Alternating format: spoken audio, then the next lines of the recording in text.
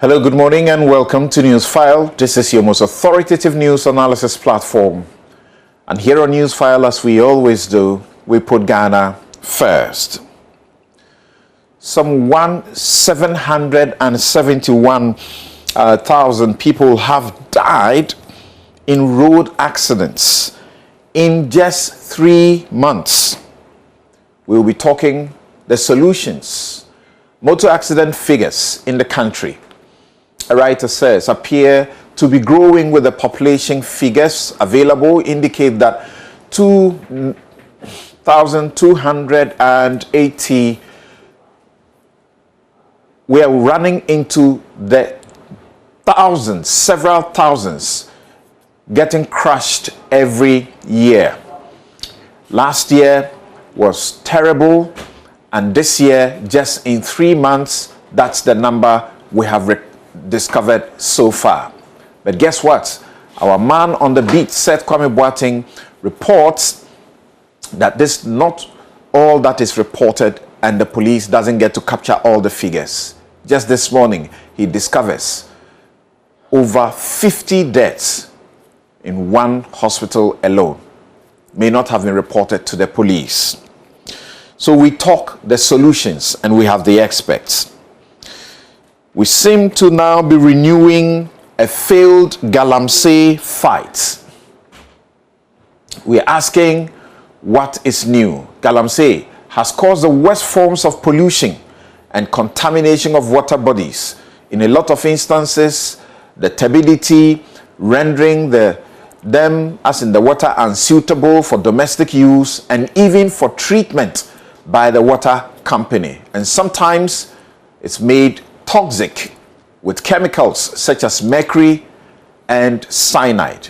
You have heard the story over again that we may be buying water soon. Have you thought about it properly?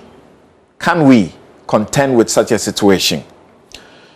So we ask, what is new? The president says there should be an approach that is not parochial and non-political. Last week, we brought you a discussion on a new land law, which is promising a lot. We have a session 2 to help you to discover how you can acquire and secure your piece of the earth. I'm Samson Ladia Yanini. We'll be right back.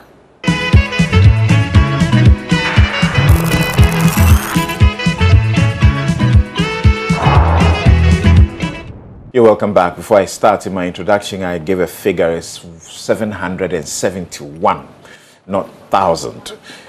We'll get back quickly to do that discussion on the carnage on our roads, needlessly. Now, here is my take, and I do 5 minutes, or often I do less than that. Today, I may do just a bit above that number for good reason. I titled my take, Equapim Polo. How is 90 days harsh? That's a question. Celebrities, properly called, have much influence, especially on the youth. It is expected that before you take on a course, you will seek professional advice if it is not a matter for common social commentary. Today, I ask or repeat your questions, mostly uninformed, and educate you over your hashtag Free Equipping Polo campaign. 1. You say that this case was concluded too swiftly because it was against a poor citizen. The law is against the poor. That's what you have been screaming. Well, maybe sometimes if you can't afford a lawyer. But did she have a lawyer? Yes, she did. She was arrested in July, appeared in court and pleaded not guilty and granted bail in November 2020. Why did she change her not guilty plea to a guilty plea on Thursday? Apparently, she changed her plea, obviously upon advice, after she and her lawyer had been, as required by law, served with the evidence the prosecution was going to use for the trial. Tell me if you were also giving those documents to examine, Or what informs your loud protest that she should not have pleaded guilty? The evidence must have included her public admission and apology video. How was she going to defend that? Leave her lawyer alone, because it could have been worse if she went through a trial and wasted the court and everybody's time when she had a video admitting to the wrong. How many, and let me take that line again, how many issues have I dealt with so far? What did you want the court or judge to do after she pleaded guilty? So you can't be saying it was swift. What exactly do you mean by it was too swift compared to other cases involving prominent people? Which cases are you talking about, and who has pleaded guilty and their case has not ended because they are powerful, connected, or they are rich, as you claim? But when did it become the job of the court to go arresting people you claim must also be facing prosecution? Except for a capital offense, once an accused person pleads guilty, a judge is constitutionally and legally bound to convict and pass sentence. That will be swift. The court is the creation of law, and the judge works with the law. Why was she remanded into custody after conviction when she was already on bail, you ask? You really want the rules changed just for her. And why? A suspect has been brought to court. She pleads guilty and is convicted to wait for sentencing. And you are preaching the convict should be allowed to go home and not kept in the custody of the state? What will you think and say if she doesn't show up for conviction? If anything happens or he runs away, she runs away, is this how you want convicts to be treated? Stop spewing absolute ignorance without deeper thought or a scruple of principle. How can you keep a single mother away from her child for 2 days? You have been asking. Okay, granted she, in fact, is responsible for the child 24/7. You are saying this will be the first time she will ever be away from the child for 2 days or even a month or more?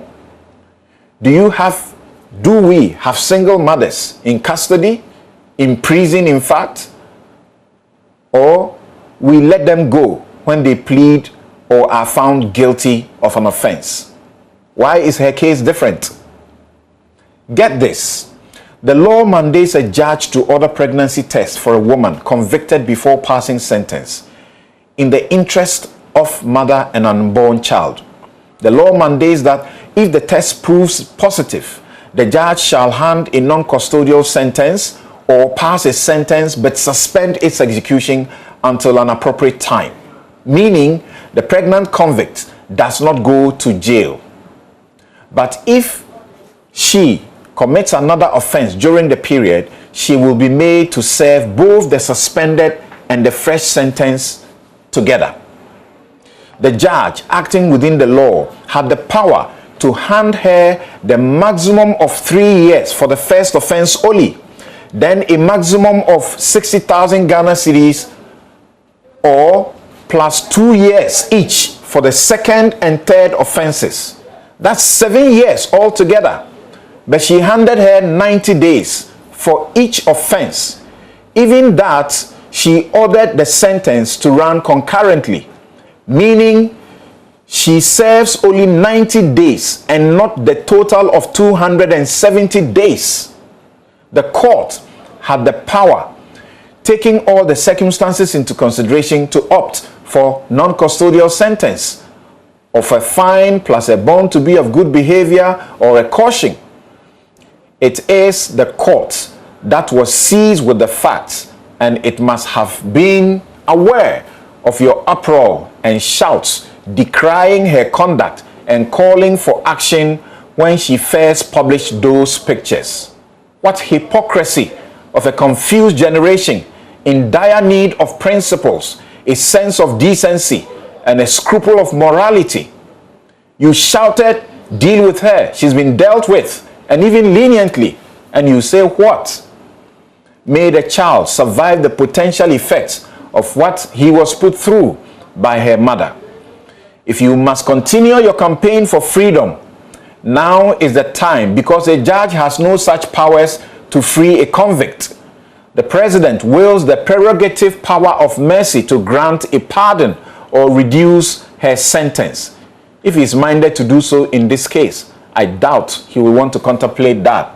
Those of you preaching a wiser sentence would have been to put her to some work and public advocacy. There is no such thing as sentence to community service in Ghana. Get that. And finally, you are already preaching an appeal. Say they should appeal and get her on bail. Ha! Well, that in law is also an avenue, not social media. The law provides deterrence, which is not said by a fine in this case. Another judge may have handed her half or a quarter of the punishment allotted in this case to show even tougher love, which doesn't kill. 90 days or more is the punishment for this in many countries. May the lessons be learnt. But dear friends, by our new law, Cybersecurity Act 2020, a mere threat to circulate indecent image for whatever reasons, including blackmail or sextortion, attracts 10 years minimum and 25 years maximum in jail. A judge will have no discretion to give you less when you are caught by this law. If you want only fines, get to work now with your MPs and not the police or judges. That's my take. We'll be right back.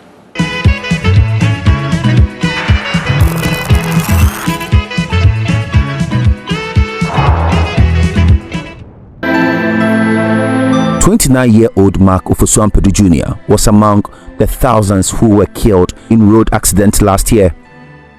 In January 2020, he was crushed to death on his way from Oyarifa to Accra.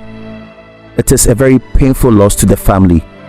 His parents cannot wipe their tears over it. His mother, Cecilia Ofosu-Ampadu, cannot understand how she could lose her last born under such circumstances. He doesn't sleep outside. He has never. Even if he's late, at times he can come home as we go for a program, he come late, he will come home. Normally, I've been checking on him and he said the friends are calling him mommy's son. So that day, from some time, I stopped checking on him. So immediately I said, no. If Dinia will not come and sleep, he will call or send a message. I checked my phone, there was nothing on it.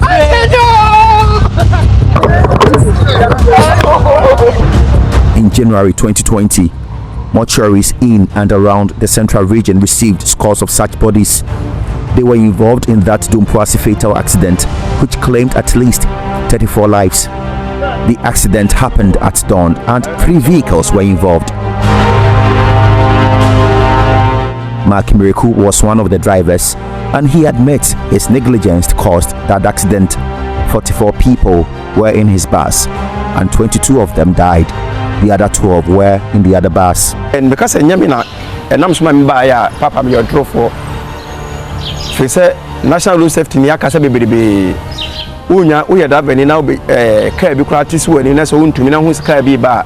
Idaka now do it in other people. On from Kushaka Neba, no Kushaka Nebana, a your own Fumuswa. Baby Sane by men who can in tem enemy people and as I could see to me Jim Fumuswa too. Mark Miracle is 50 years. The Cape Coast High Court has jailed him 5 years for manslaughter. The Kotojogo for me, poor my gun and natural. I owe my qua, the slow mobile. Bolibiam, there you be a media, my gun, a piano, the train, a Caribbean on Fanchame, no mobile. Don't find Bonibia, maybe on Fanchame. saa nipa ni na omu na wabusuafo mu oyere ne ma omo hwe omo bet abasa e odoma nkuma wo ni akoyhia e bata nipa ho misre.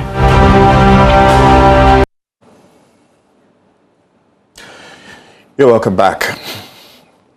So we have told you all week, and you know Joy has been doing the Drive Safety campaign for a very long time. If you have followed the multimedia group, you would have realized that there's too much needless death on our roads, and all of that, a lot of indiscipline, bad roads, people who are not qualified to be on the roads being on the roads, and just killing and maiming people and leaving families orphaned. So this morning, share your views with us. What are some of the solutions that you have in mind that you think that the nation, the leaders can share to help this country?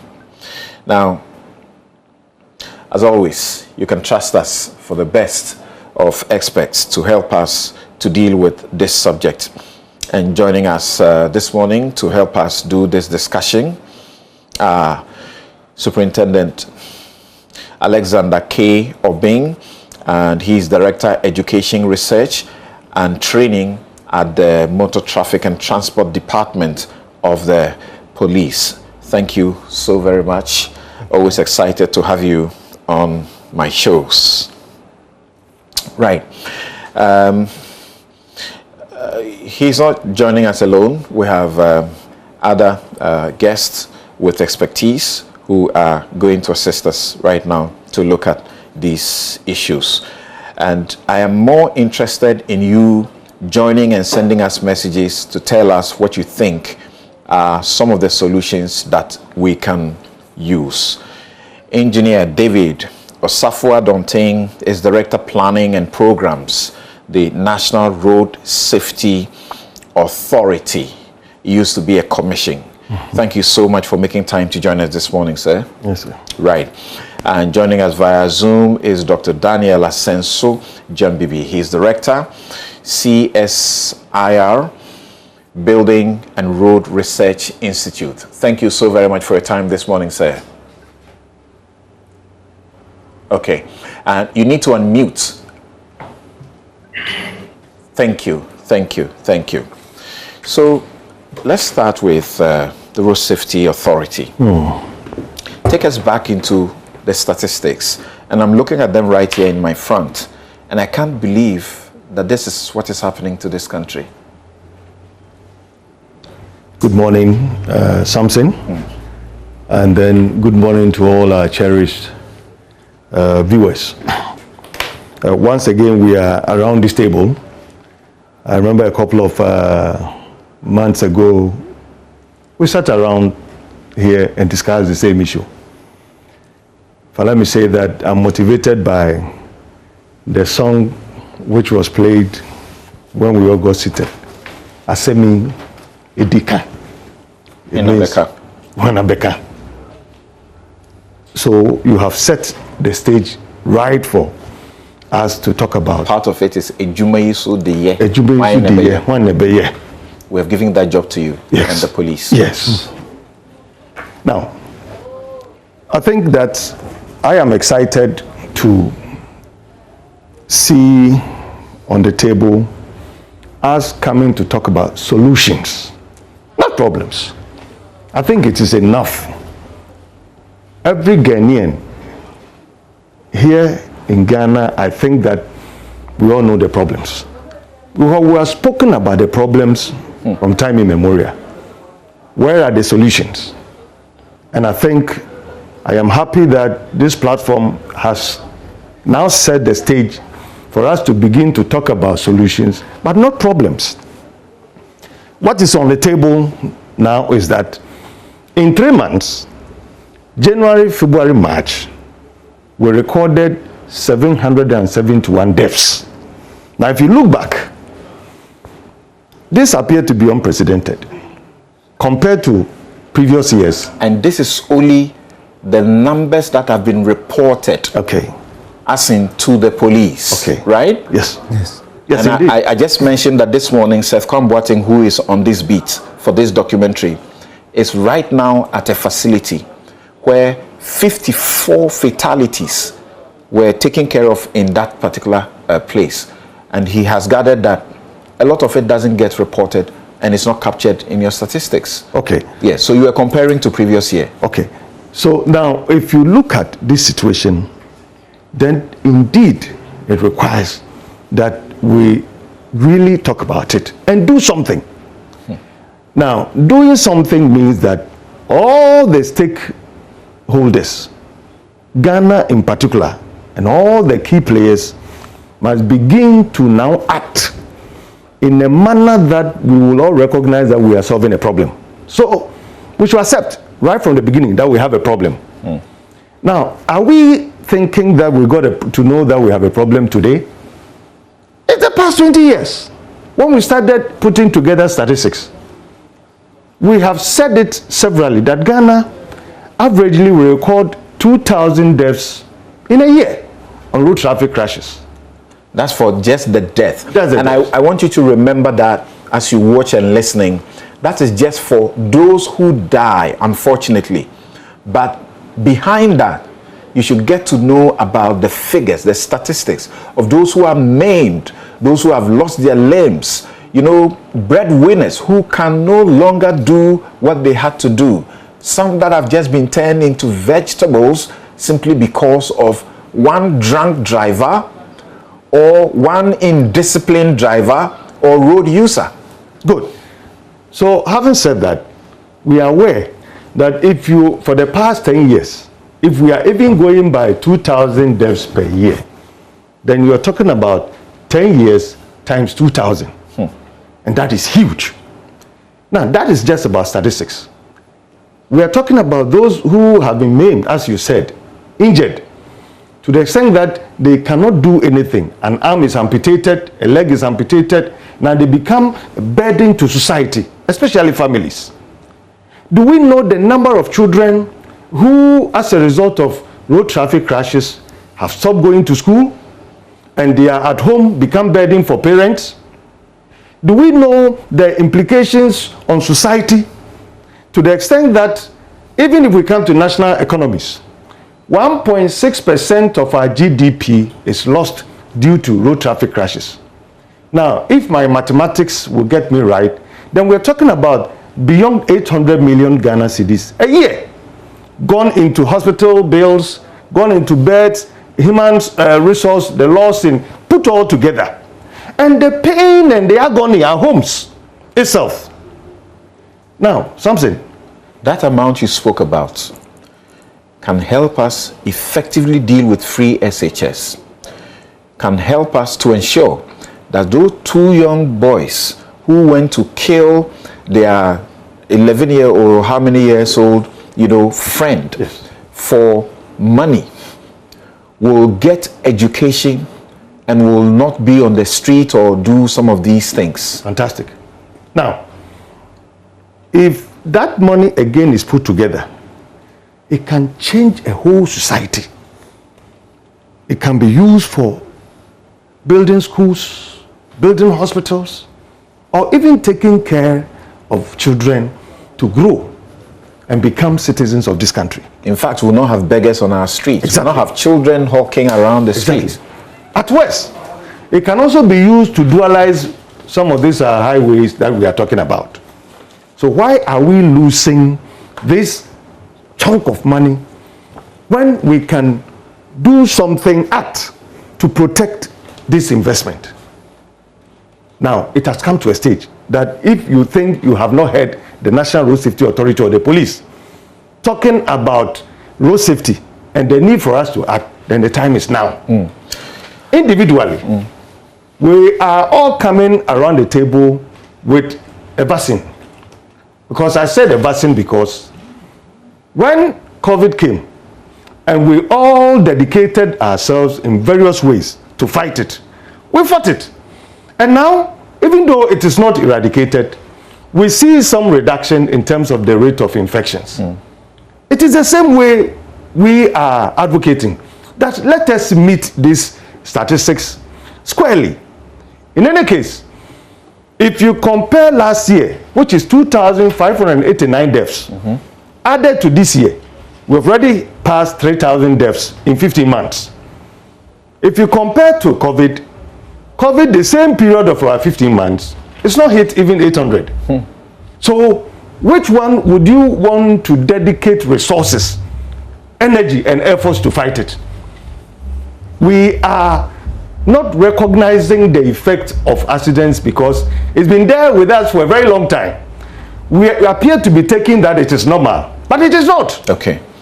So it's good that we give you just a sneak peek into the statistics, but this show is dedicated to the solutions. Now, from where you sit, I'll come to ask you a couple of questions. Share with us what your difficulties are in this fight, because it doesn't seem that you're winning it. All right, Samson, thank you very much. From the question, we are looking at it in terms of safe police can do all, but road safety in general, which has to do with mobility without risk of a crash, associated death or injury, is multifaceted kind of issue that confronts the world.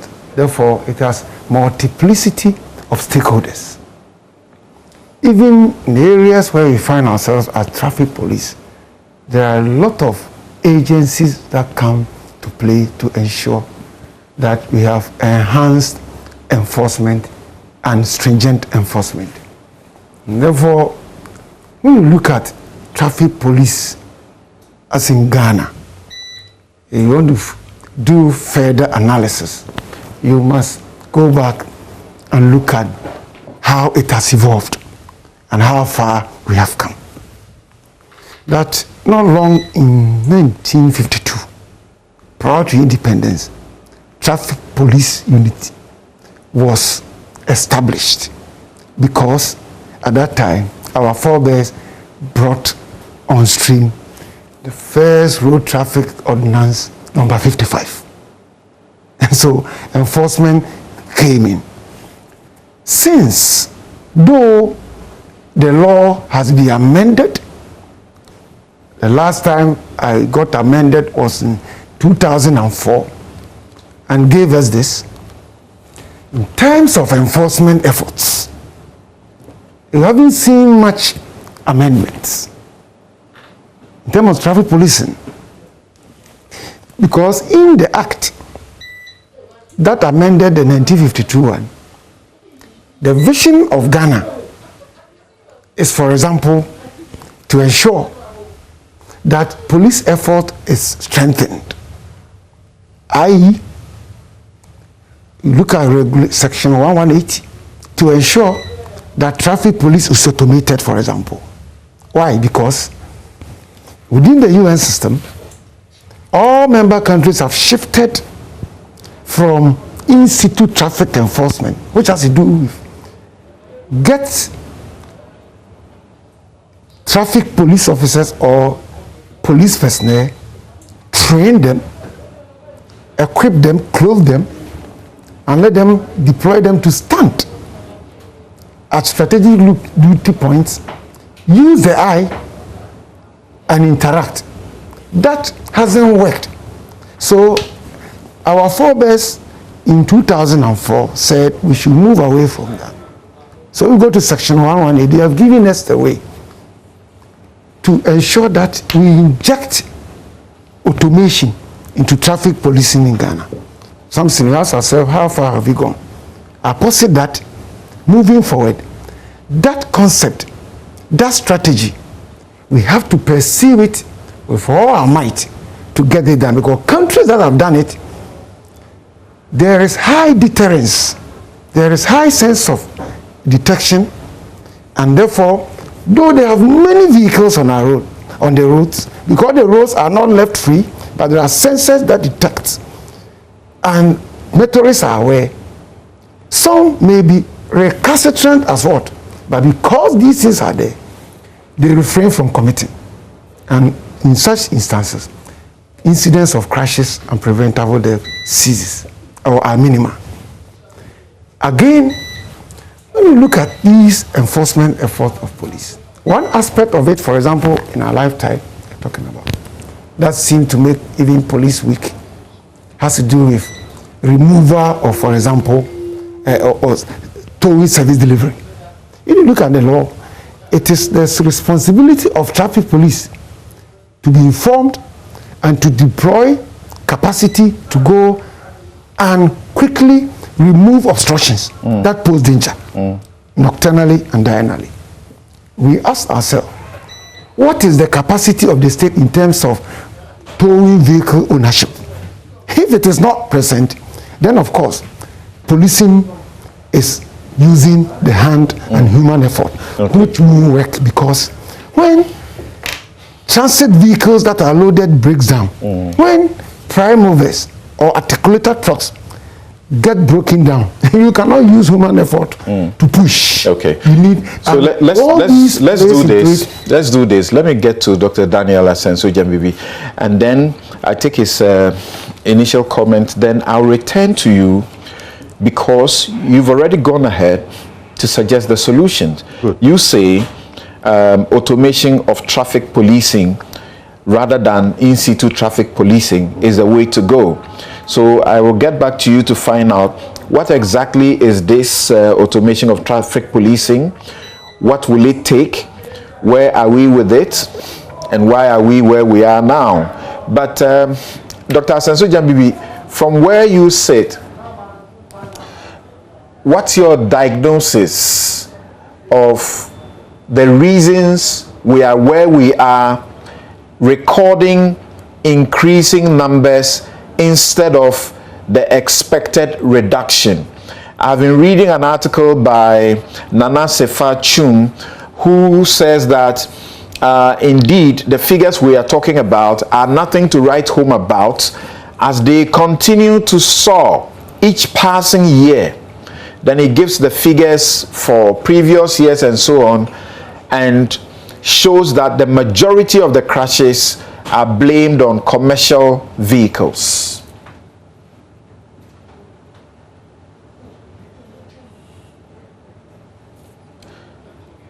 Hello, Dr. Asenso Jambibi, you need to unmute. Are you okay? That's right. Thank you very much. Thank you very much, Samson. And good morning to our panelists, and good morning, Ghana. Yes, the status quo has remained the same. And for us at the Building and Road Research Institute, we are not surprised, because we host the Accident Data Bank. And we've been doing this for the past 20 years. We go around the whole country every year and collect road traffic accident data. We process them, we analyze them, and give the reports and results to Road Safety Commission, or National Road Safety Authority now, it's been called. We are not surprised, but your question, why is this still the status quo? It is still the status quo because enforcement is still weak, engineering is still weak, education is still weak, and we haven't developed alternative modes of transportation that would take a lot of the trucks we have on our road to safer places and make our roads safer. So in brief, what I would say is that yes, the status quo has remained the same because of these lapses. The statistics are alarming, the causes are outrageous, the effects are extremely gloomy and depressing, and the cost staggering, as Engineer Dontin just said. It is now a national emergency, and this is why I highly commend Seth Kwame Boateng for giving us this documentary, which obviously has become the magnifying glass for this nation, so that we can all see the gravity of the road traffic accidents and deal with it in a manner that is befitting of an emergency, as Engineer Dontin said. You point to three things: weak enforcement, weak engineering, weak education. Explain.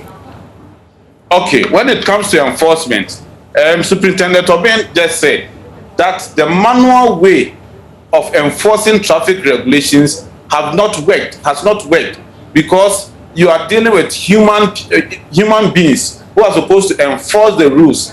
And you know the problems we have with policing in this country. The influence of figures, influential figures, all come to water down the enforcement rules or regulations when it comes to road traffic accidents. So we need to move away from that and go into technology. And when we come there, I'll also explain and add my voice to how these technologies can help ensure that enforcement is effective. Engineering, look at our roads from Kumasi to Accra, Accra to Cape Coast, Cape Coast to Takoradi to Tamale. The high mortalities we have on these roads are as a result of head-on collisions on the highway. And these are the kind of accidents that claim huge numbers of mortality. Why? Because they are head-on collision. Can you imagine two vehicles moving at 120 kilometers per hour each, moving in opposite direction and coming together in a head-on collision? What do we expect? It will reduce when we have dual carriages, and it is doable because we've been able to do free SHS. We've been able to marshal resources to handle COVID effectively. We can do it with determination. Let me talk about education.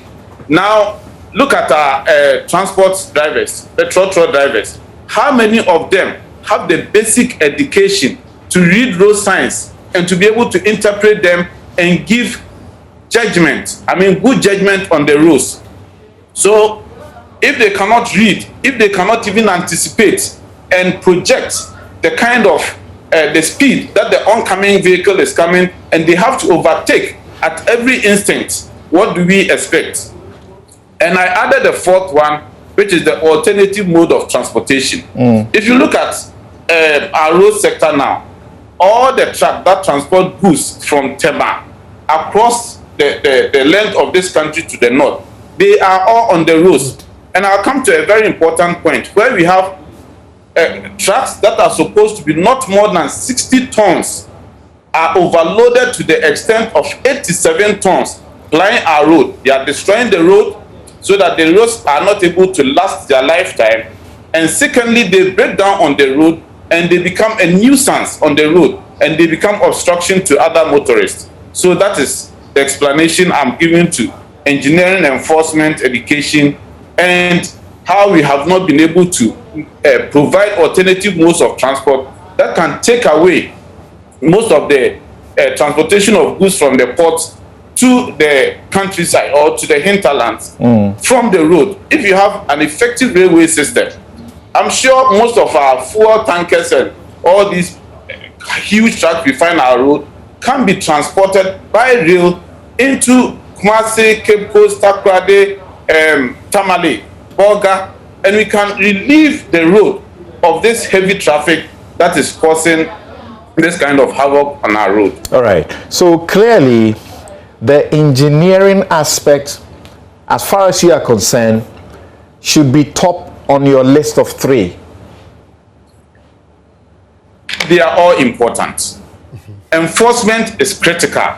In fact, in the short term, I believe that enforcement, if you want to deal with this situation and make sure that the figure we had in 2020, that is the 2,580 something, is halved. If you want to do that this year, it has to go first with enforcement, because you know engineering is medium term.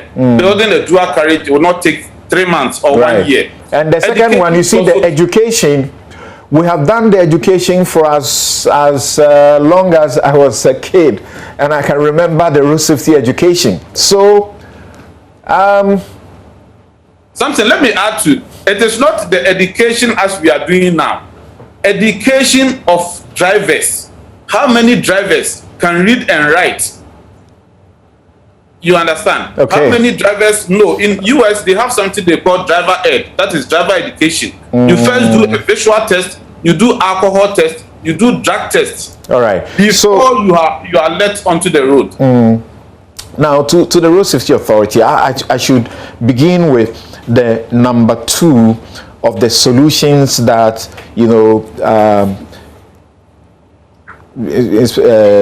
Supo just mentioned about the towing. Okay.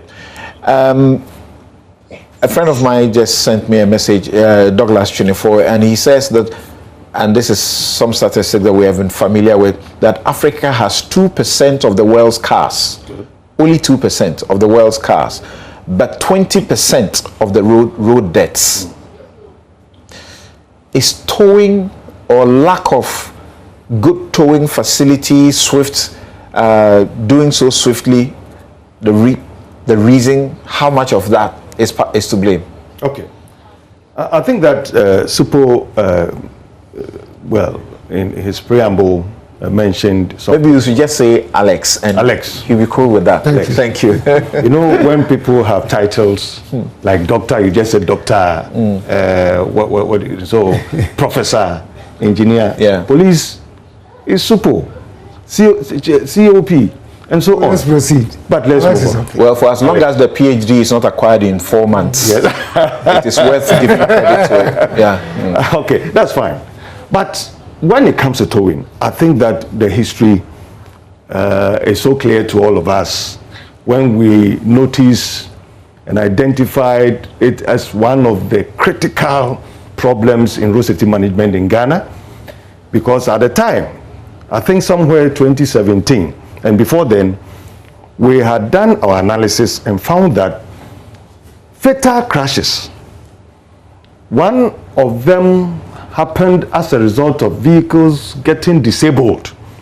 And then they, because of our low capacity, or in absence of that, to remove it, they drop the vehicle right in the middle of the road, especially on the highways, and others drive into them, was constituting about 11% of our fatal crashes. That was very huge. And so we came up with a concept. And that concept was well thought through, having referenced many practices across the world, Africa, Europe, Asia, the Americas, and so on, and came up with a concept. And so with this concept, let us try it. We managed to incorporate into our laws and regulations, and we're just about to take off when we said, all motorists, you go to DVLA to register your vehicle or for roadworthiness, add a small amount of money, 5 cedis, 10 cedis, 15 cedis, thereabout, depending on the capacity of your vehicle. Annually. We put the money together. Then, when a vehicle gets disabled, we can mobilize the capacity from somewhere, especially from the private sector, to remove and get the road cleared for all of us. And you know what happened? I wouldn't repeat it here. The whole Ghana say no. Okay. Now, we were unable, at that time we were then a commission, to promote it, and we got everybody telling us to stop, and so we stopped. Now, we thought that as we stopped, somebody will come with an alternative. As we speak, there is no alternative. Nobody came with any suggested ideas. And the problem is still there.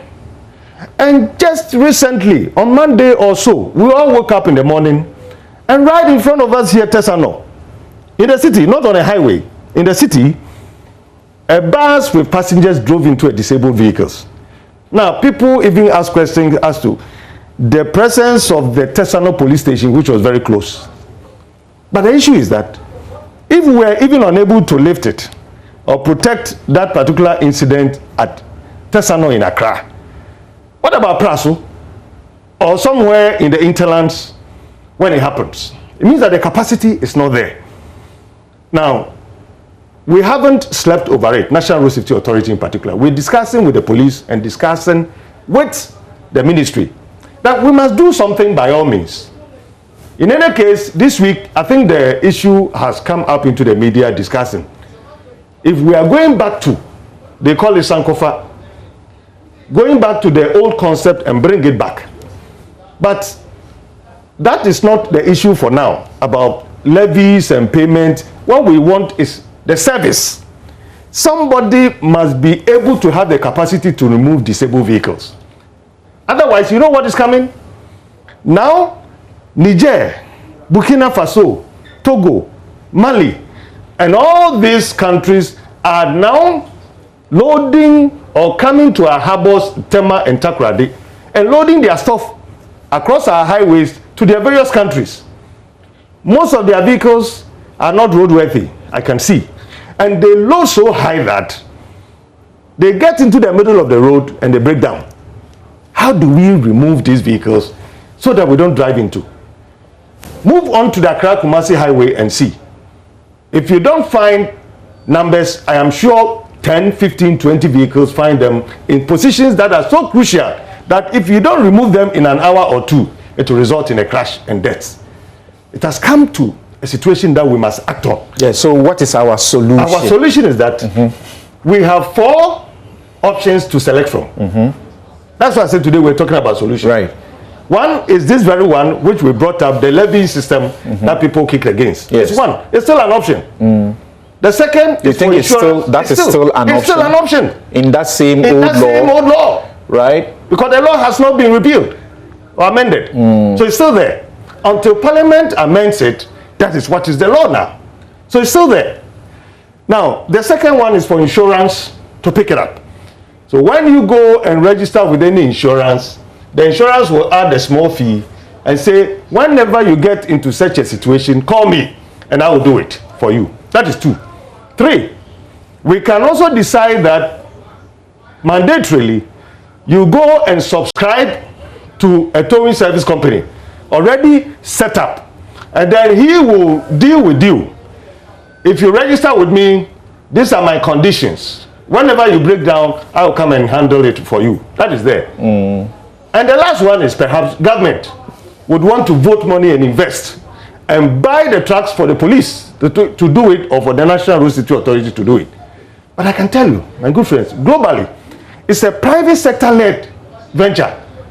But the only one of them that makes economic sense or business sense is the one that monies are guaranteed.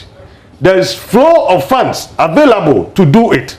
Because it's a capital-intensive project. You see, some people don't understand how, leaders and people in position like you are resolving some of the problems, and too often they seem to see your solution to be a procurement way. Okay. Why should it be so? And they're asking questions. People are asking questions that now you're beginning to bring back what there was an overwhelming, protestation against, and the government shelved. Why must it always be the case that people should pay more before they get a particular service when they're already paying a lot? You have these tolls, you have all sorts of fees that people are paying on the roads. Is that not so? Yes, for fuel and the rest of them. Yeah, so I think that this is where it comes to dialogue. When it came to this Galamsey thing, they have called a public forum to discuss. Right. So we would still need to discuss, because the first concept that came up, people came with suggestions. Some people were even thinking that government should take it up, pay for us. After all, there are so many ventures that government had made it free. One this, one that, one this, one that. People think that government should be able to do it. Well, but that is in their opinion. But if it's so required that because we are paying road tolls, we are paying taxes and so on, the government or the day would have to decide as a priority to vote money into it and do it. After all, how much government was able to bring in ambulances, about 307 ambulances, and spread them across the country to beef up what is already existing. That's right. Helping the post-crash incident, right, which is fantastic. Right. So if we think that towing or removal of disabled vehicles is also a priority for government, then we should also take an action. But your solution is that it should be private sector led. And what most Ghanaians were angry about was that this law appeared to have been passed just to enrich one single private entity.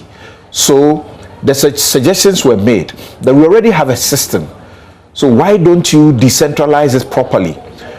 You can get these vehicles for the assemblies and they are closer. Why do you want a private person to pocket that money when the state can equally do it? It's already doing it to a certain amount. I think that it's very unfortunate, I must say. Perhaps we were unable to communicate to the understanding of the ordinary man, I don't think that we had any intention to prepare a project for an individual. No, government cannot do that. Perhaps maybe interpretation of the law. But the whole thing was that Ghana must put in place a certain mechanism to do the job. Now, it was all based on capacity. Anyone who had that capacity, come forward and let's do it.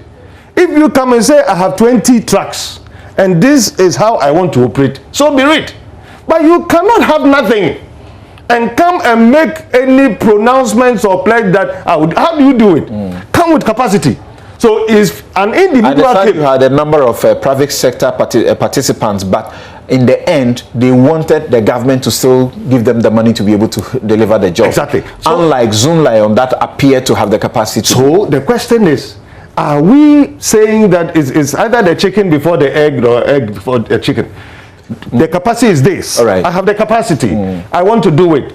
Or let us build that capacity by giving people money to go and then procure the resources and do it. It's up to us. Yes. That is why it is always better. But you also believe that the state owning this and doing it through its decentralized agencies across the country, there's no entity that has capacity than the state.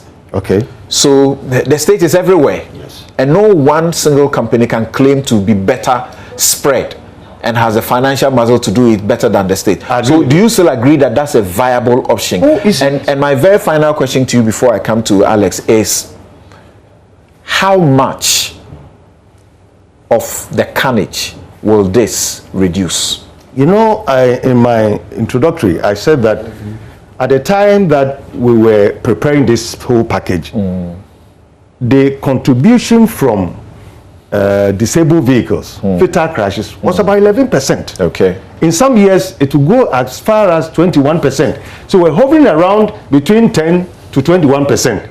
In some years, depending on the situation, you could have 10%, 11%, 12%, and there was a particular year that was about 21%. But averagely, I put it, even if it is 12% or 11%, it's huge. Because what happened at Tesano was a clear case, and 3 persons lost their lives. Okay. 3 persons. Mothers of certain children, fathers, and so on. So if you think about the repercussions, it is huge. I think that currently we are discussing the various options.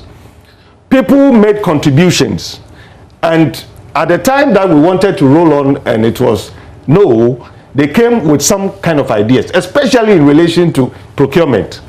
We had already consulted the insurance. Insurance was not ready at the time. We had also consulted the assemblies. Assemblies were not ready at the time because assemblies were already into parking, I think car parks and wrongful parking and so on. But this was a huge investment. But I can assure you, if government should give the way and say that we are leading, we're ready to invest in it, we bring money and resource the assemblies and the police to do it, I think so be it. So at the moment, nothing is being done because the population fought against the towing law and levy. I think that is the case. That's the case now. Just that we are discussing with the ministry very soon in reviewing the LI, a portion will come. How is that pardonable? That because you intend to introduce one channel as a solution and it's been fought against by the people, we go to sleep? We have not slept, but we are operating a system that is like a cash and carry system. If your car breaks down, you would arrange for it to be removed. But it takes you more money because one removal costs you not less than 3,000 Ghana cedis. And that is what is currently going on. I see. And so if we think that is what must go, then what we are telling ourselves is that when it happens to you, you should go and look for... So what have you done to rethink the solution? What have you done with all the ideas that were shared? I think we have... As the alternative to the law. We have put up a proposal that has looked at various options. The one that government can do, one that insurance can do, or the one that for all of us can do with DVLA and the police, or the private sector can do. Very soon, the Ministry of Transport will pass it on to Parliament for discussion. And that is the way it must go. Okay. We must open up and let Ghanaians decide which of these So the options- proposal is going to end up in a law? Yes. Okay. Yes. And this is not the old law? No, this is not the old law. It's not the law? It's not the law that is existing now. Okay, which there may not be been some repealed, amendment. which not been repealed but has been suspended? Exactly. Okay, right. So, Alex, you were talking about, and what I understand should be your biggest concern, is that going there and standing there to do traffic and watch, you know, and hold offenders responsible is not working. That's what you're saying, and therefore we should have automation of traffic policing. What is that? What will it take? Where are we with it? Or it's just been an idea for how long now? All right. I think I'll make reference to what UN have said. And I'm quoting profusely from Saving Lives Beyond 2020, the next steps. And these were the recommendations that were brought up by the academic expert group during the 3rd Global Road Safety Conference. And they have recommended safe system approach to all road safety managers around the world, including countries.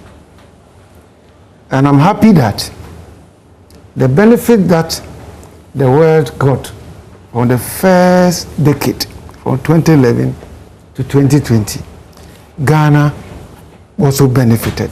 And I believe that's why we are here, bringing road safety to the front burner by civil society, to a very large extent. Because it says that governments are sleeping around the world. So one, the safe system approach, which is Vision Zero, which also recognizes that human beings are frail, and therefore we must get a system premised on 5 principles. And one of them, which is critical for a discussion, is this: that road safety, it adheres to these underlying principles that safety should not be compromised for the sake of other factors such as cost. Road safety should not be compromised for anything. For example, the other day I heard, oh, if you want to dualize, it will take ages, it's expensive. I said, no, you do that, you have a problem. But when it comes to our capacity, you know, I've said that you look at traffic police in Ghana, the way we started in 1952, that's how we have been till now. And I've seen it is not working because the world, because of advancement, first in road design and economic development, that has engendered individuals, citizens buying more vehicles than we used to have. And the nature of vehicle designs, speed, and other features that come with it,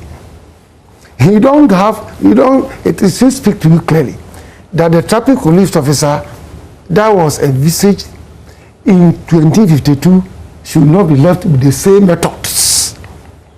And therefore, the same document recommends that we should ensure that traffic police everywhere in the UN system, member country, is equipped, and I'm happy that Ghana has incorporated it in our law, section 118, and went back to regulation 157 of Act 6C3 and LR 2080 respectively. However, when it comes to groundwork, not much has been done, and that's why you see traffic police officers always training, deploying them, hoping that there will be minimal interference, there will be minimal threats, there will be minimal incidents of bribery, corruption, and all that, which is not helping much. And that is why currently Traffic Police Department under the ministry is trying to procure what our forebears envisioned. To have an automated traffic police system. And so far, we have advanced. We hope in a matter of months, because I recall what the Minister of Transport said during the Easter campaign on the N6 corridor, particularly at Bunso and Sunsutem and then Nkoko, that very soon the traffic police is coming with a automated system that will deploy cameras.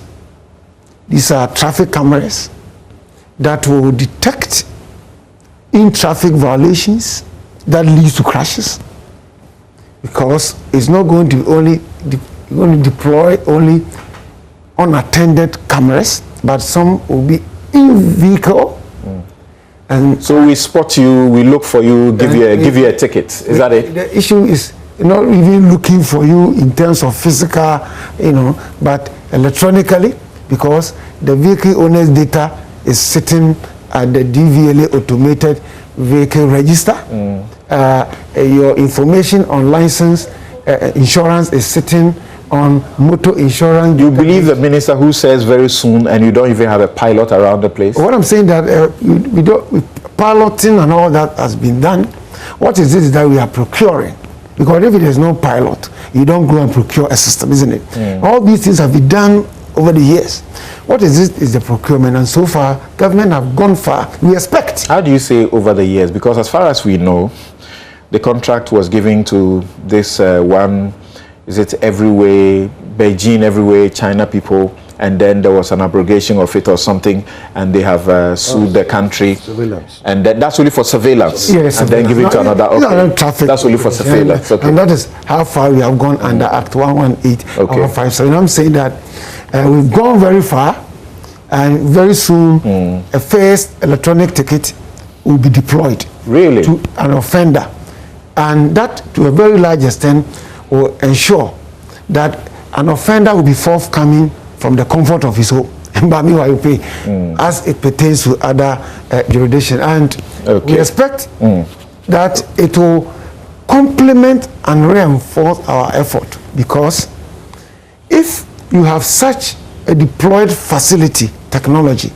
what is it communicates? Did you say you are trusting the word of the roads minister or the transport minister, just that, or that you have the facts that suggest that the very soon you are talking about is not the political very soon we are familiar with? No. The very soon that takes us a The decade. department, the MTTD is the implementing agency. And I'm saying that, I'm just quoting him that he made mention of it. And I'm telling you how far we have gone. That we very soon, all these. Where very soon, for example, is like next month. Let's look around. The next 3 months or thereabout. We expect something positive. Go where we have reached. At the Ministry of Finance, we've gone far. What is important is that we expect, because the intention is where the solution lies. All right. There is a solution program. So thank you so very much. There will be a deterrence. Okay, that clearly will help you. That clearly will help you a lot. Let me take my very final comments from Dr. Asensujan Bibi, who is on the line. I'll read some other solutions suggested by other members of the public who are watching. Even let me start with this from Dr. Maxwell Oseampofo, emergency physician and Deputy CEO, National Ambulance Service. He says, in addition to the road engineering, education and enforcement, and other human factors, another important link is the post-crash response. Because despite our best efforts at prevention, unfortunately, there may be some road traffic crashes, and a system for a post-crash response will determine whether the victim loses the life or limb, suffers a permanent disability or recovers fully, or with some minimal disability. 1. Extrication.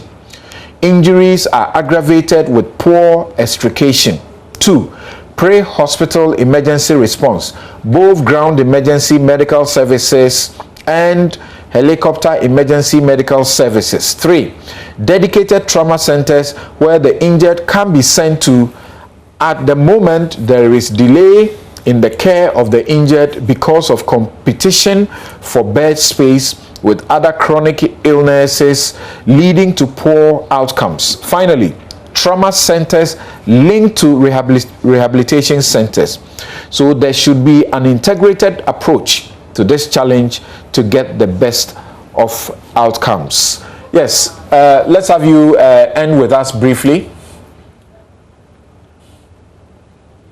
Okay, good. Yes, you are on now. Can you hear me? Yes, yes. As was proposed by the doctor, I think an integrated approach is the way to go. All right. And that is why we are proposing the solution under 4 main heading, or let's put what is coming from the medical experts added to it to become 5 main proposal points. And the first point has been elucidated by the superintendent of enforcement. Towing, we cannot run away from it. He has also talked about the technology, and he's trying to describe the demerit points on licensing of people who violate road traffic regulations. He has talked about how we have to make sure that people who disobey traffic regulations are sent tickets. Right. But to be able to do that, we need the automatic number plate recognition. That is very important. We have talked about the engineering. We cannot run away from constructing dual carriages. If it takes 5 years to dualize Kumasi Accra Road, it's good for us, 250 kilometers. If we can say every year we are going to dualize 50 kilometers of Kumasi Accra Road, by 5 years, 1 term of a president, we will have a dual carriage from Kumasi to Accra. And sustainably, we will be able to do that. We are a middle income country now. Moving forward, we cannot drive on single carriageways, so we have to do that. Education, a comprehensive approach at the BEC level, at the secondary school level. The SHS students come out of school and immediately they begin to drive. What is their knowledge in road safety? How are they protecting other road users? It should be embedded in our curriculum at the BEC level and at the SHS level, so that they will appreciate why you don't have to drink and drive, why you don't have to take drugs and drive, the impact of drunk driving on the motorist, and alternative mode of transport. Very key. Right. If I can stay at Nswam and move to my office in Accra in, say, 10 minutes by rail, why would I be driving on the road and exposing myself to this stress? And if you combine this integrated approach, we will reduce the road traffic accidents to a very large extent. All right. Thank you so very much. And it's so sad. Just recently, we had to talk about illicit gold deals that has robbed this country of millions of dollars, which we estimated will be able to dualize such a large part of this country. So those who are stealing the monies from us are also doing us such murder. Thank you so very much. We've just begun this crusade, and we hope that we will sustain the momentum and ensure that, you know, the duty bearers will help us to get the right answers. My guests have been Superintendent Alexander Kweku Obeng. He is Director Education Research and Training, MTTD. He walks the law like nobody's business. If you are talking to him on the road traffic laws, it's inbuilt in him. It's like speaking to Yao Jan about land law. Engineer David Osafo-Adontain is Director, Planning and Programs, the National Road Safety Authority, also assuring us that they have a proposal that might hit Parliament soon. Dr. Daniel Asenso Jembibi is Director, Building and Road Research Institute. They gather the data on road crashes every year for us. Thank you, gentlemen, so very much. So we take a quick break. We return. I'll share some of your messages on what you think are the solutions, and the duty bearers will be listening. They will take notes. We will be joined by Samuel Abujina-Paul, the Lands Minister, and a couple others to help us look at the renewed Galamsey fight. What's new about it? And remember that at the time that there was a ban on Galamsey, there was a record that small-scale mining had taking so much gold to the world and sold. How did that happen? It was banned. We'll be right back.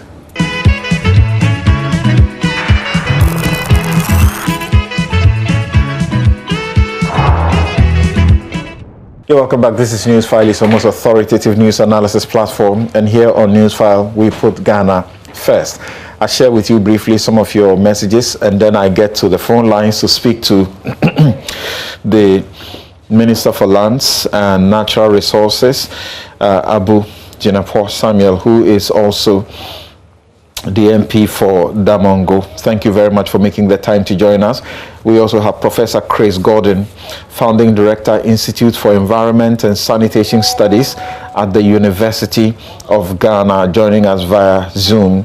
But right here in the studio, we have Kwame Jan, who is Senior Lecturer, University of Ghana School of Law, and also Chief Superintendent Azet Taraga Fleming, who is Director, Property Fraud Unit of the CID Headquarters. We'll have Esinam Taboto, who is former Registrar and former member of the Council, Ghana Institute of Architects.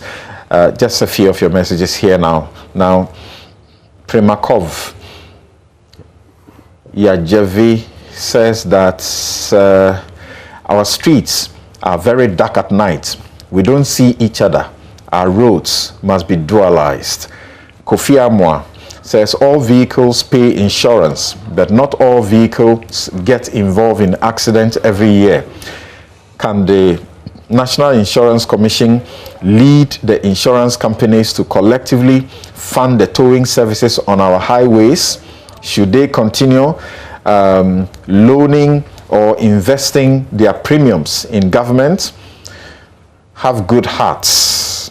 Benjamin Kessie, Nana Kessie, says, going forward, insurance companies who don't have the ability to offer towing services should have no business in the insurance sector.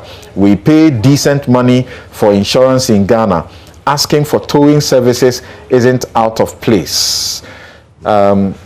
Sarcodium says the statistics of road accidents are alarming because no MP or minister has died yet. Okay, you're wrong about that.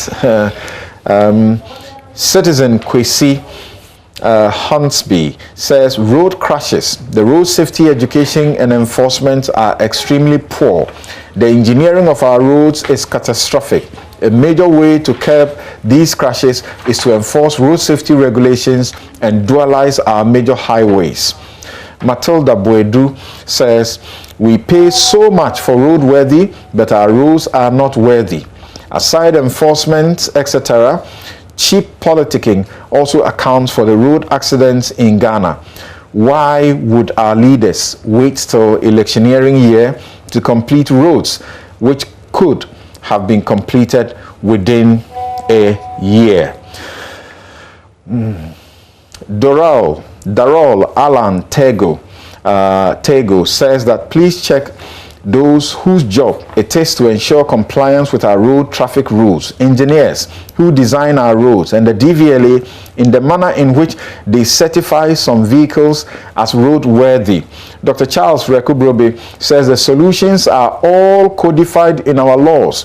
We must enforce our laws and stop ceaseless lamentations about the worsening carnage. Why we have authorities? Okay, why do we have authorities? You wanted to ask. Prince Henry in Koforidia says, my 5 main causes of road accidents in Ghana: 1, overspeeding, you mean speeding; 2, wrong overtaking; 3, potholes, unnecessary speed ramps; 4, unavailability of road signs, no street light, faulty cars left on the road; and 5, police not doing their work well. Thank you. I've got some more, but I'll share them later. Let me speak to the minister so that he can take leave of us. He has an important assignment to attend to. Thank you very much for joining us. Mr. Abu Jinapo.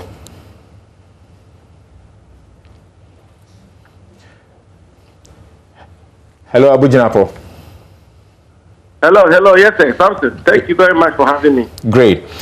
So you have started this process of ensuring that there is a collective, gathering. There are ideas that will be shared towards ensuring that we are effective at this canker. What is the new thing? Okay.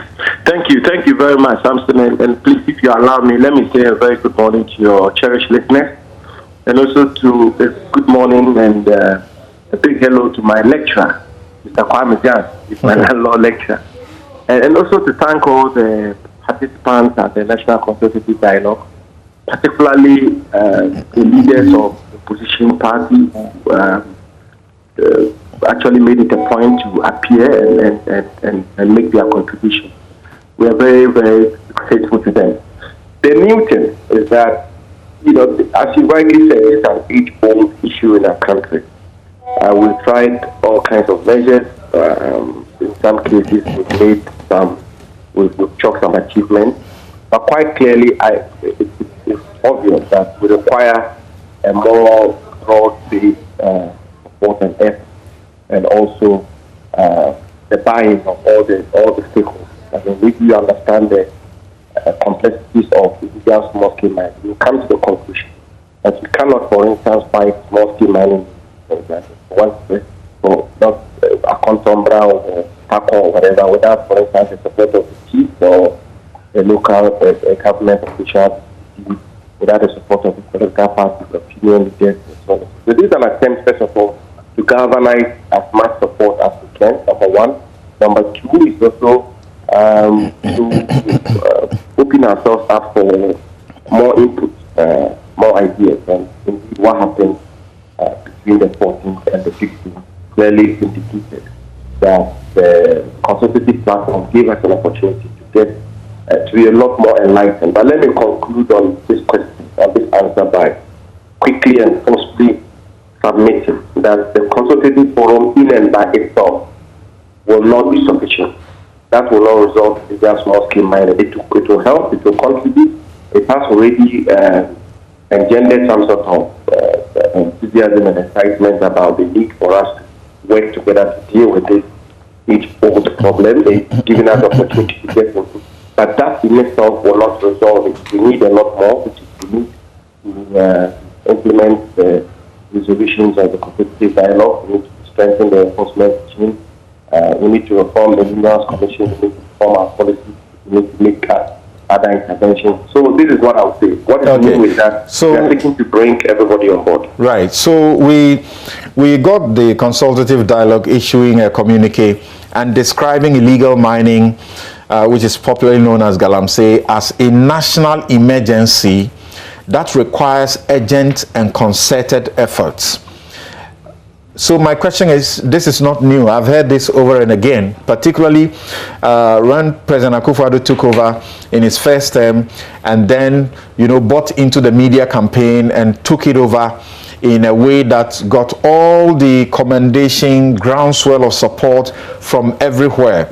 This communique regurgitates to us the things we know. They say Galamsey, has caused the worst forms of pollution and contamination of water bodies. We know all this. The water company had told us that if we are not careful in the next 5-10 years, we are going to have to be buying water and all of that. So what is new?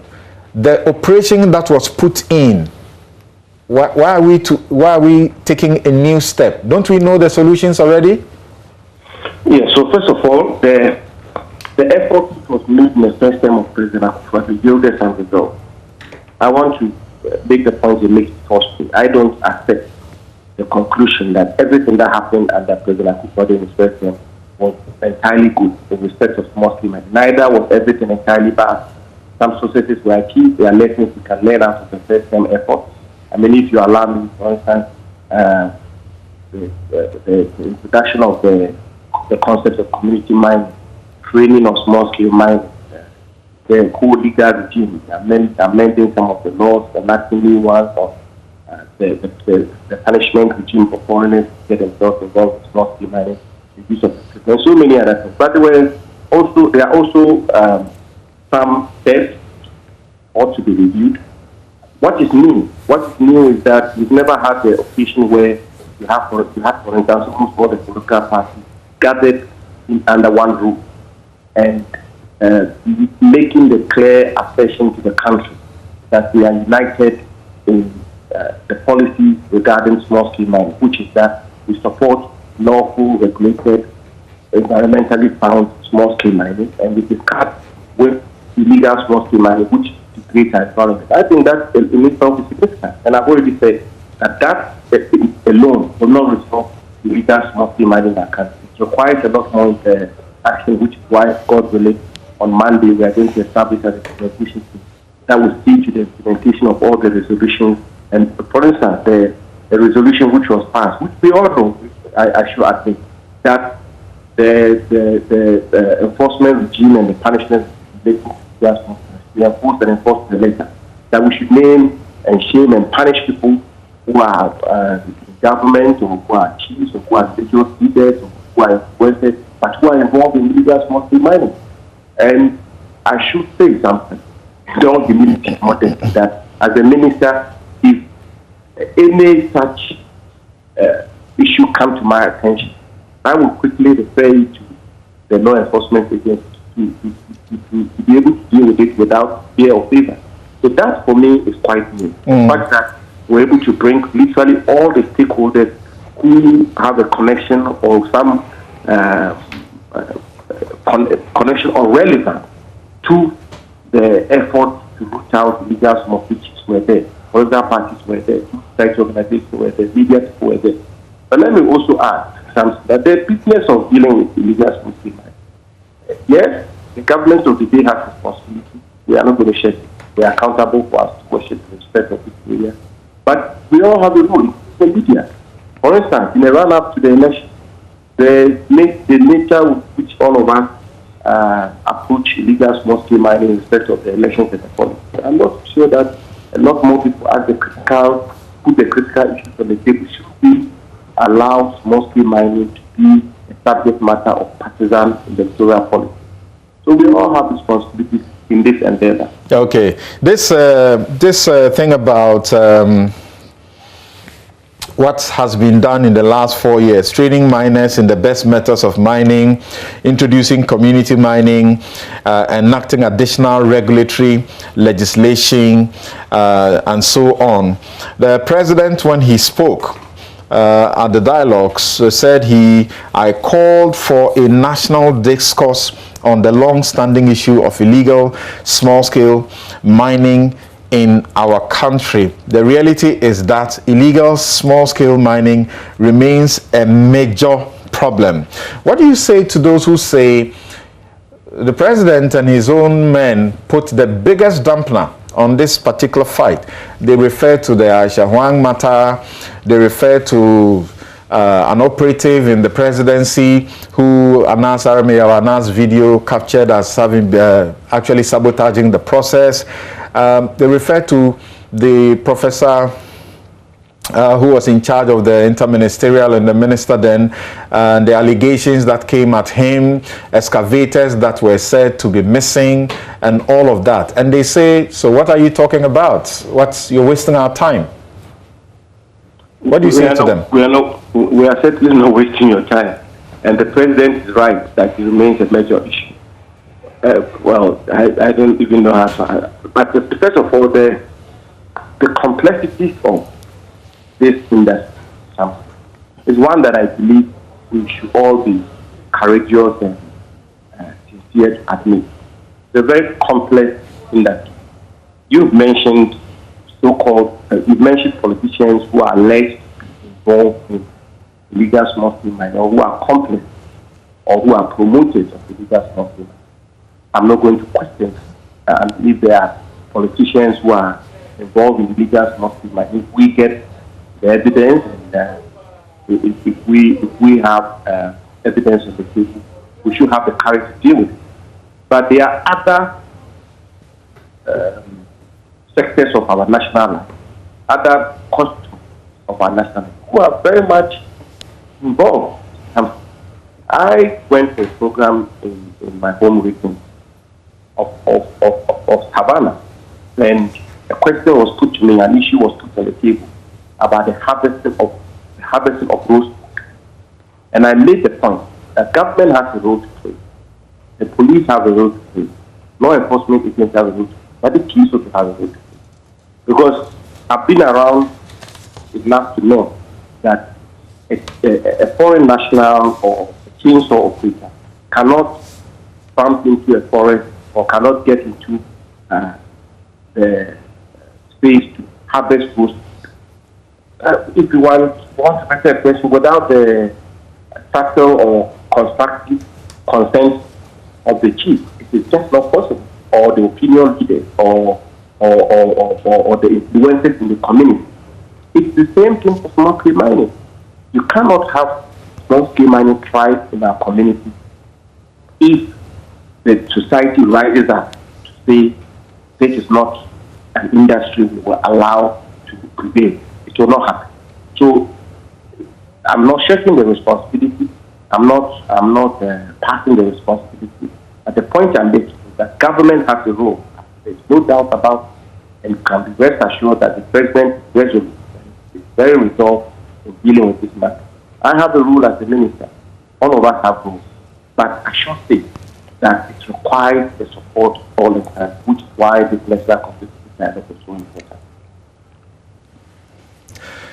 Okay, so finally, I'll have you take leave of us because we understand that you have pressing national assignment to attend to. So, what is the assurance that whatever is the outcome of this new approach will bring an end to the situation? Because look, it must end. The rhetoric must stop.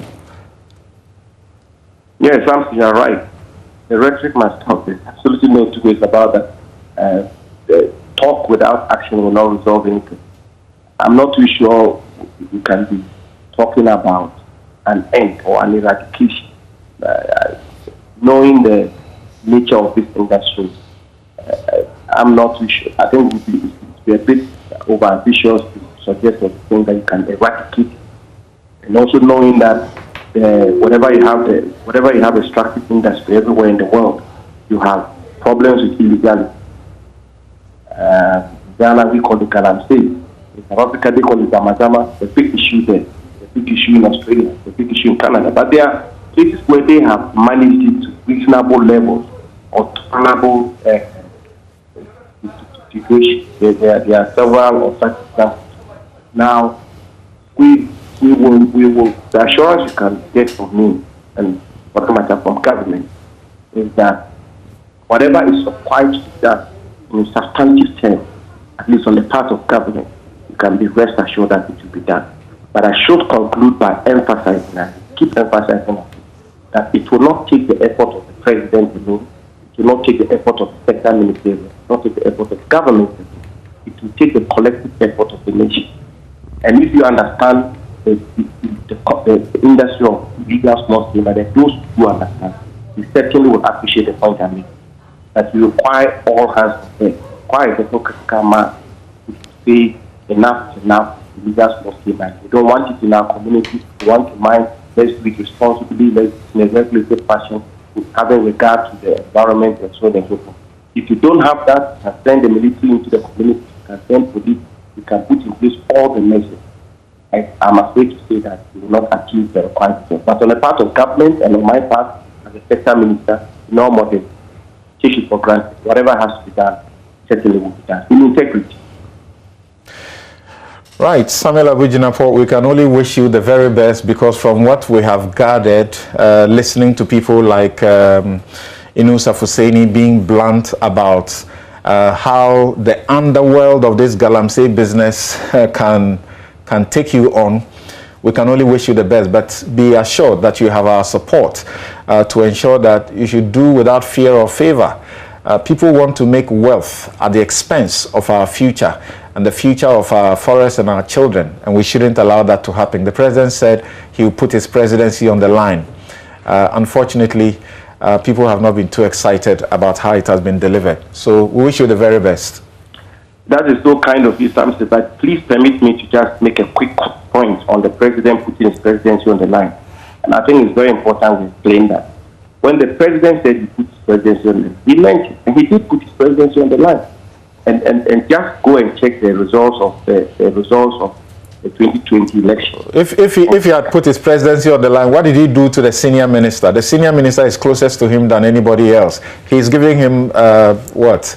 What did he do to him? The comments that he made, the president simply suggested they were regrettable. That's not the best way to deal with such a damning statement that destroyed what he stood for.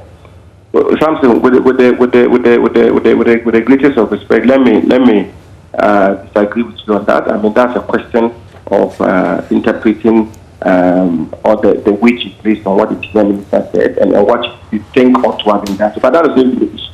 I'm saying that when... No, I'm saying, Samuel, I'm saying that the president said this was regrettable. He issued a statement and got us to know that this was regrettable. I'm saying that as president, he should have done more. And the people expected him to have fired him for that, comment that we stood to benefit from the kingpin of Galamsey, who had been arrested and let go. What benefit is that? We don't have to argue on this. I appreciate your passion with regards to illegal small-scale mining. I respect that. That's good. You think you should have fired him? The president thinks it was regrettable. You can agree on that. But I'm saying that when the president put his presidency on the line and check the results of 2020, clearly the president indeed put his presidency on the line. You check the results of the mining community. Almost all the constituencies of the mining community, NPP lost. And all those constituencies could as well desire to save his presidency by looking elsewhere and allowing illegal small-scale mining to thrive, and probably would have gotten more votes there and protected his presidency that he did. So that's what he meant by putting his presidency on the line. But on the specific issue of the senior minister and what he said and what should have been done, the president felt it was regrettable. Do you think he should have fired him? I think we can agree to disagree on that. Okay. No, but even the gentleman in the presidency, when the announced video came out, the people expected that he would fire him, but he allowed him to resign from the committee, and he was still working under the presidency. And this is how people feel. It's not really about me. Yeah, but a man, a lawyer and a respected one at that, shouldn't a man have to say in court? Shouldn't he have the opportunity to put up a defense? He be punished on the basis of allegations? But anyway, we don't. I'm not interested in saying. All right. The nitty-gritties of this matter. What is important is the new atmosphere we want to engender in our country in respect of gas mosque mine. That's what I'm interested in now. That's right. Thank you. And we will pledge, this platform will pledge its support fully for that program. I'm extremely grateful. That's so kind of you. Thank you very much. Samuel Abujinapo is Minister Lands and Natural Resources and MP Damongo. Now let me begin with Professor Chris Gordon, Founding Director, Institute for Environment and Sanitation Studies, University of Ghana, has had to advise the state at various levels on how to ensure that we don't destroy our environment. The way that Galamsey has been, on the rampage, and we've been treating the worst of the crimes in this area with kid gloves, like people have seen. What does he have to say about how to faithfully and concretely tackle this situation? Professor Chris Gordon, what do you have to say? Well, first of all, I would say thank you for having me and the opportunity to address this platform. And I'll give a submission in 3 parts. First of all, the basics, what I consider to be the root causes of drivers, and finally the solutions. Okay. But first, I'd like to pick up from where the road safety people were talking. They emphasize the need for education. And that, I think, is paramount. Because if people knew what Galamsey was doing to us in real terms, in terms of our fertility, in terms of our birth defects, in terms of our loss of fertility, if the women, and I'm wearing a Volta Hall shirt, I'm a honorary member of Volta, very sensible women, if we can educate the women, because most of these dialogues tend to focus only on the men, but if the women know what the real causes are, I think we'll have change. Now, let me go to the basics, and I'll start off with a point that the minister made, that this is not a problem for some. It is not a problem for him as a minister, for His Excellency, the President. It concerns everybody. It's a problem for all, whether you have illegal mining in your district or not. I'd also like to correct something. We talk about small-scale illegal mining. The illegal mining that is taking place is no longer small-scale. It is mechanized. It is not the man with his shovel and his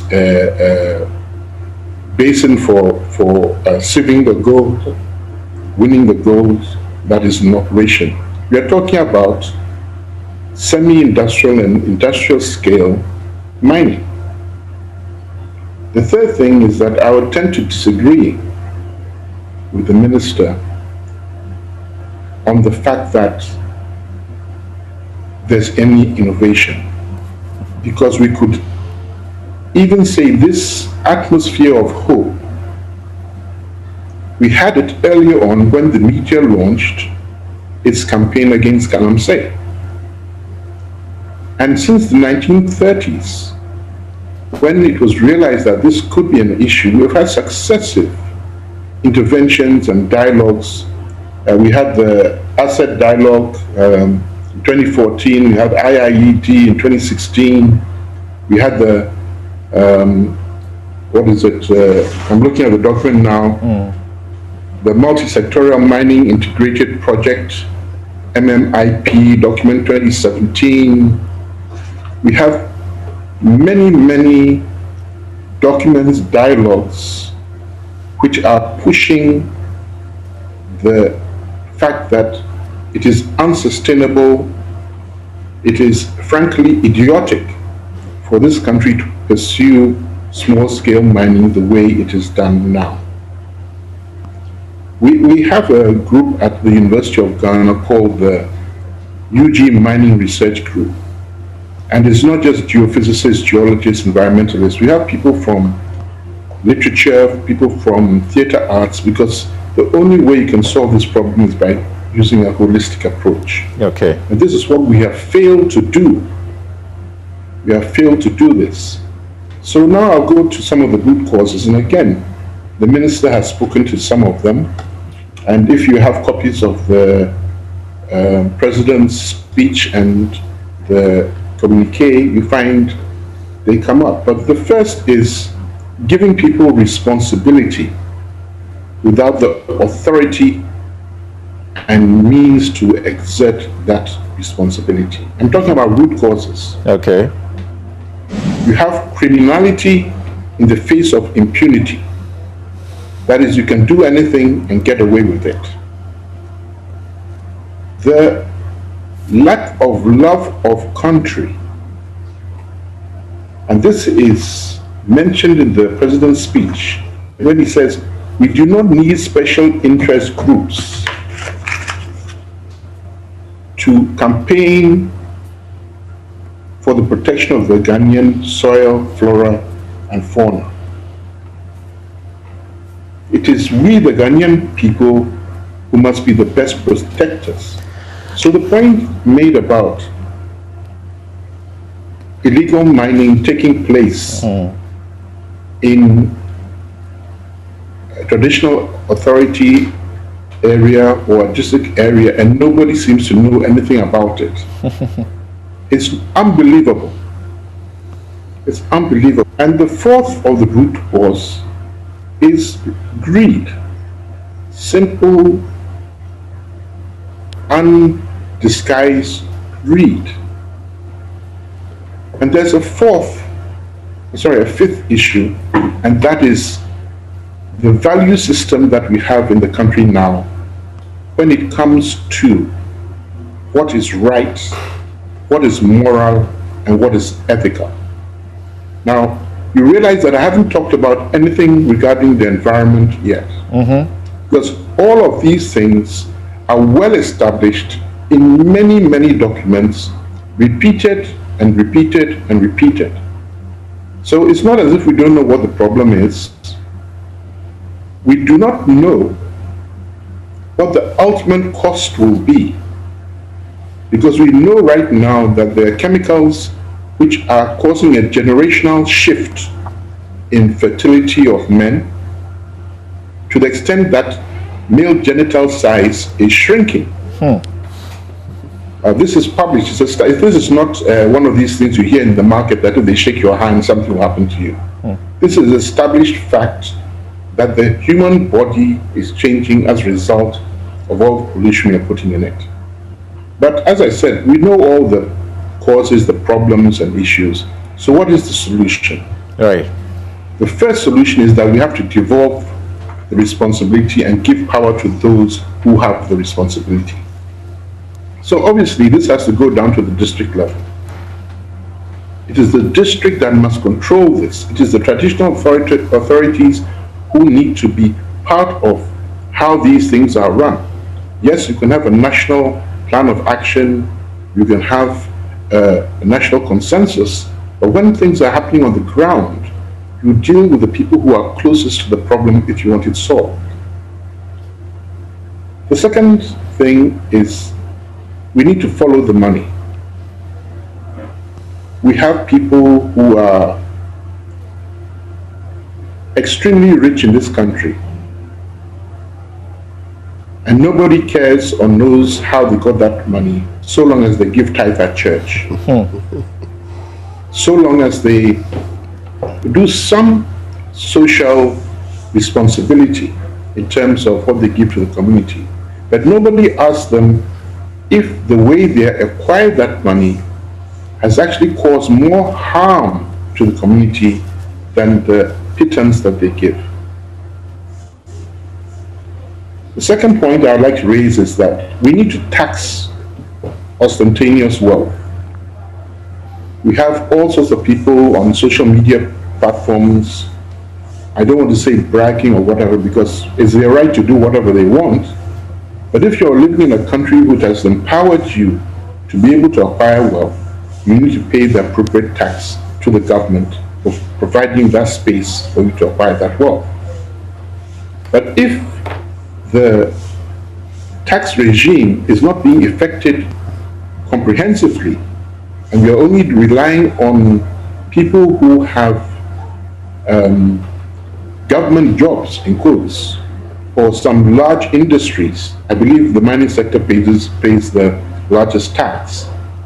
To provide that taxation, you find that people will stop, in quotes, showing off and then misleading our youth in that this is the way human beings are supposed to live. Right.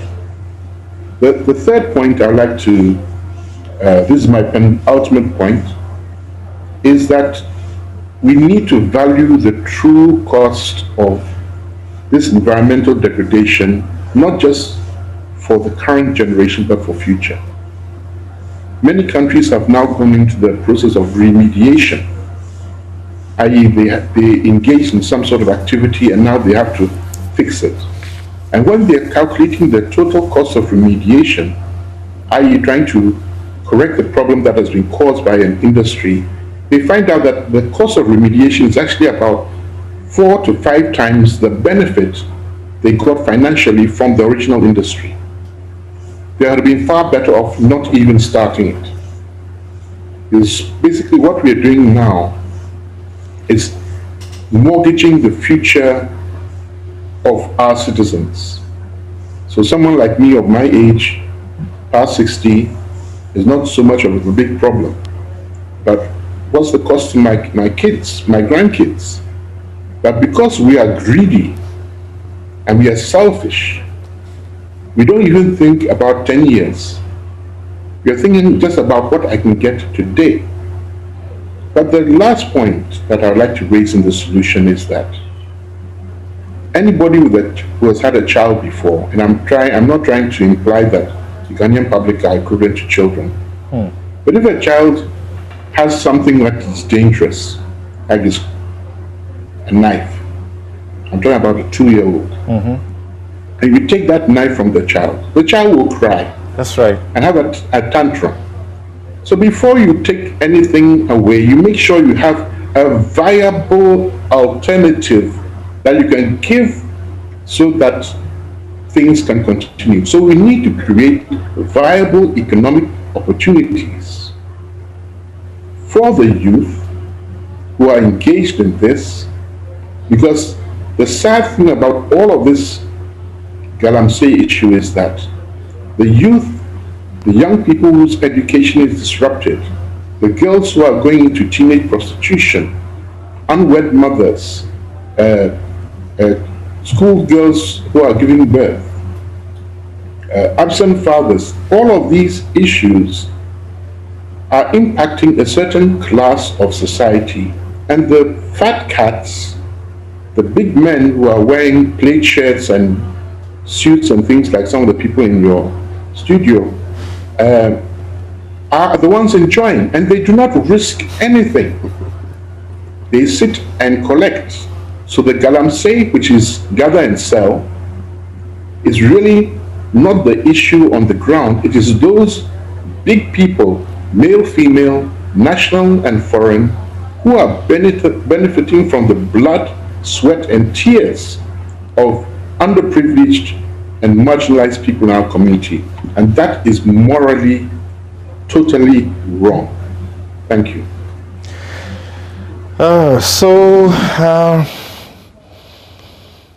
Professor Chris God, I am very certain that having listened to you up to this point,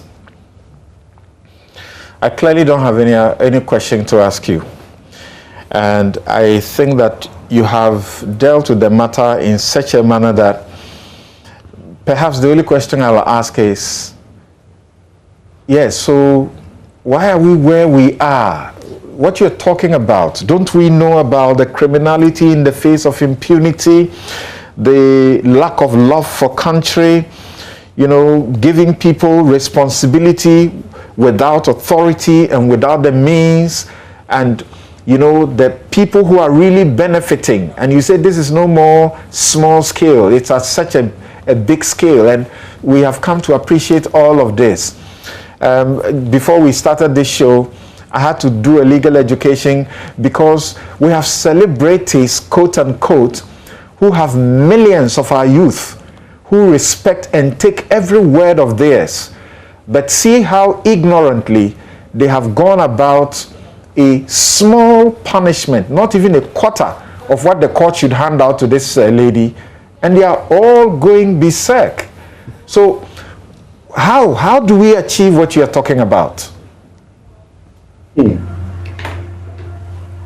That is a difficult question because I have become very cynical.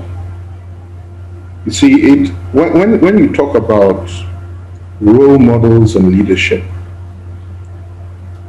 we all look to government.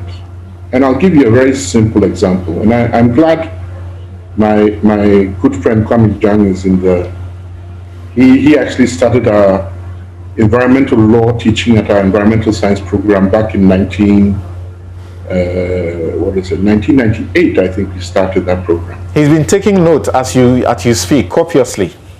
Yeah.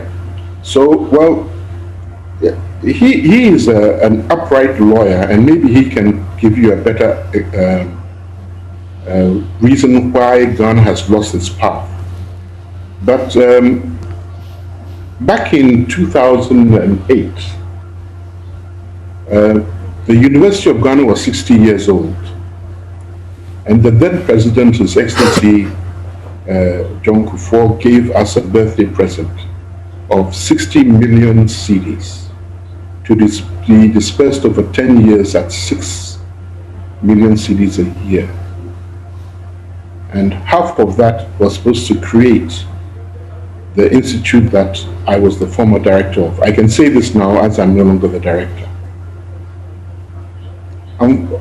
Unfortunately, they lost power.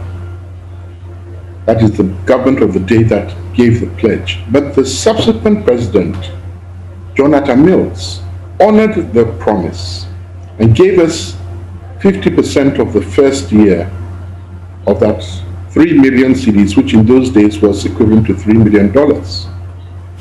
But since 2000, I think that was done in 2009, from 2009 to date, i.e. over the past 10 years, over both the main political parties' governments, not one government has honored that pledge, despite going to the highest levels of government to say, please, you promised us this money. Through various means, we've managed to survive, and actually we have one of the largest PhD programs right now in environmental science in the whole of West Africa. But what could we have done more if the pledge was honored? So it comes down to the fact that if we need to have moral leadership, it has to start from somewhere. Somebody has to step up and say, this is right, this is wrong, this is what we stand for. I have often asked my students, when you talk about the Swiss, what youth comes to mind? They'll say punctuality. When you talk about Germans, precision.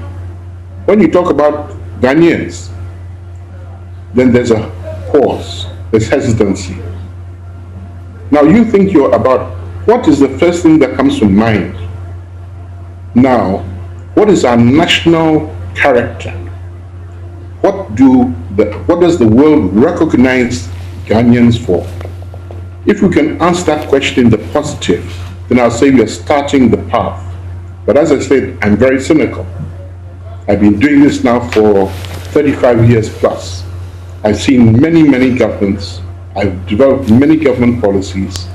We have beautiful documents. We have fantastic dialogues. When it comes to on-the-ground implementation, Ghana always seems to fall.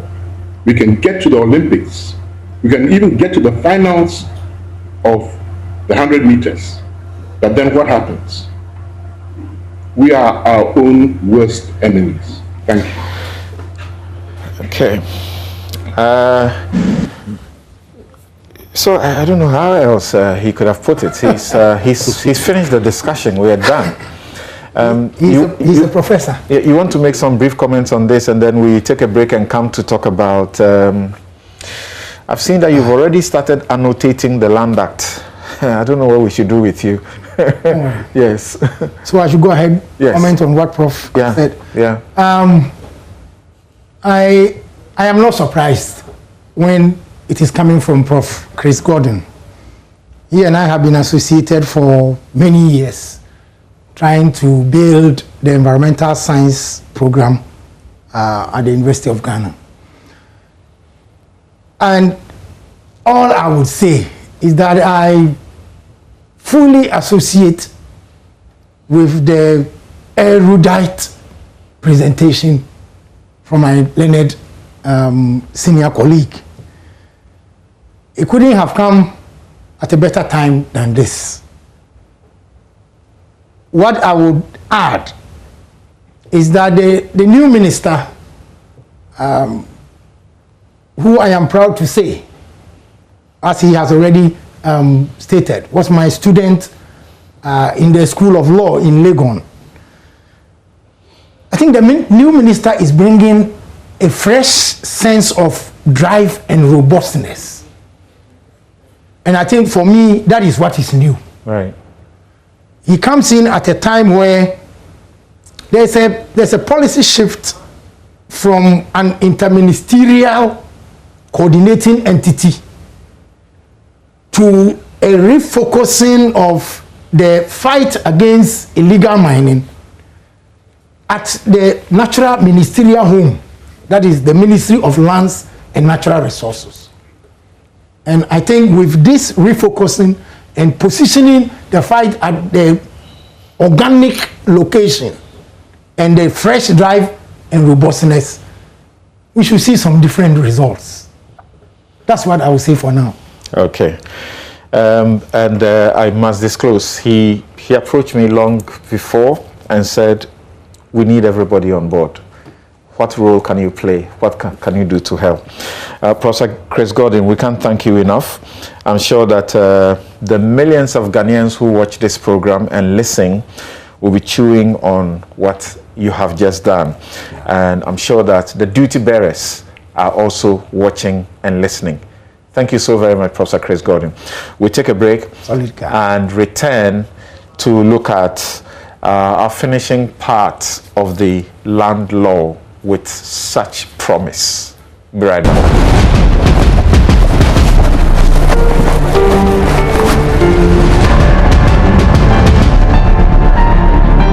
As you can hear, that is a sound of gunshots fired by the police, and we have the young ladies who are trying to counter the activities of the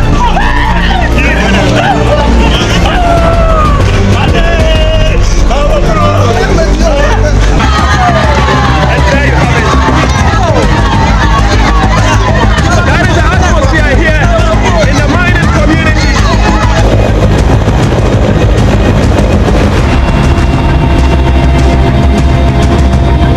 Following Wednesday disaster at a mining site in the Talensi district of the Upper East region that resulted in the death of some 16 illegal miners, the Lands and Natural Resources Minister and his deputy are flying to the disaster zone to get first-hand information as to why these galamseyers defied directives to undertake the operations that led to the untimely death of the 16.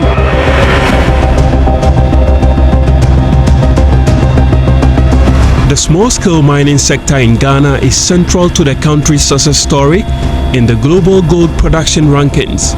According to the Natural Resources Governance Institute, the sector in 2018 alone contributed some 2.3 billion Ghana cedis, representing 5% of government revenue.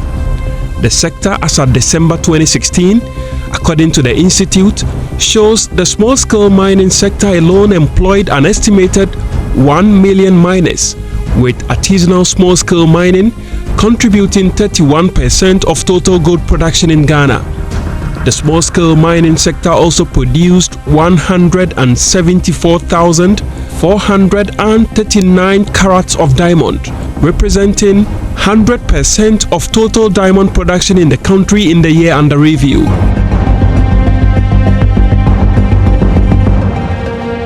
Economic historians will attest to the fact that for many decades before and after independence, this was the single most important enterprise in the economy. Indeed, from the resources of Boise and in combination with our timber and cocoa, it provided more than half the gross domestic product of the country at one time in our history. Curiously though, according to the Minerals Commission of Ghana, the country in 2018 recorded 2.1 million ounces of gold, representing 43.1% of total gold production in the small-scale mining sector, the highest since the country started documenting gold production statistics in 1990. Ironically, the year 2018 witnessed the most rigorous clampdown on small-scale mining, with moratorium placed on mining in that space. Yes, Ghana is the beacon of mining, especially in West Africa. Now, we are making so much strides that when it comes to global mining, if you're talking about the top 10 mining countries, you cannot mention without talking about Ghana. And therefore, we need to work together to deepen this for us to really get to the right echelons of the mining industry globally. Top 5 mining jurisdictions in the world, that should be our target, working collaboratively with the Minerals Commission, which is also a promoter of the mining industry in Ghana, to ensure that we reposition the mining industry to be the mecca, to be that jurisdiction which most mining investors want to look up to.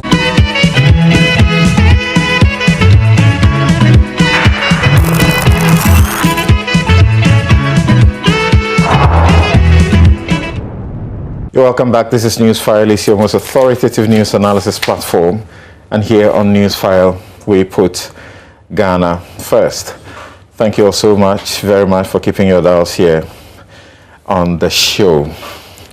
And I have some messages on the back of the Galamsey issue, but I guess we can all still remain positive, irrespective of what our concerns are.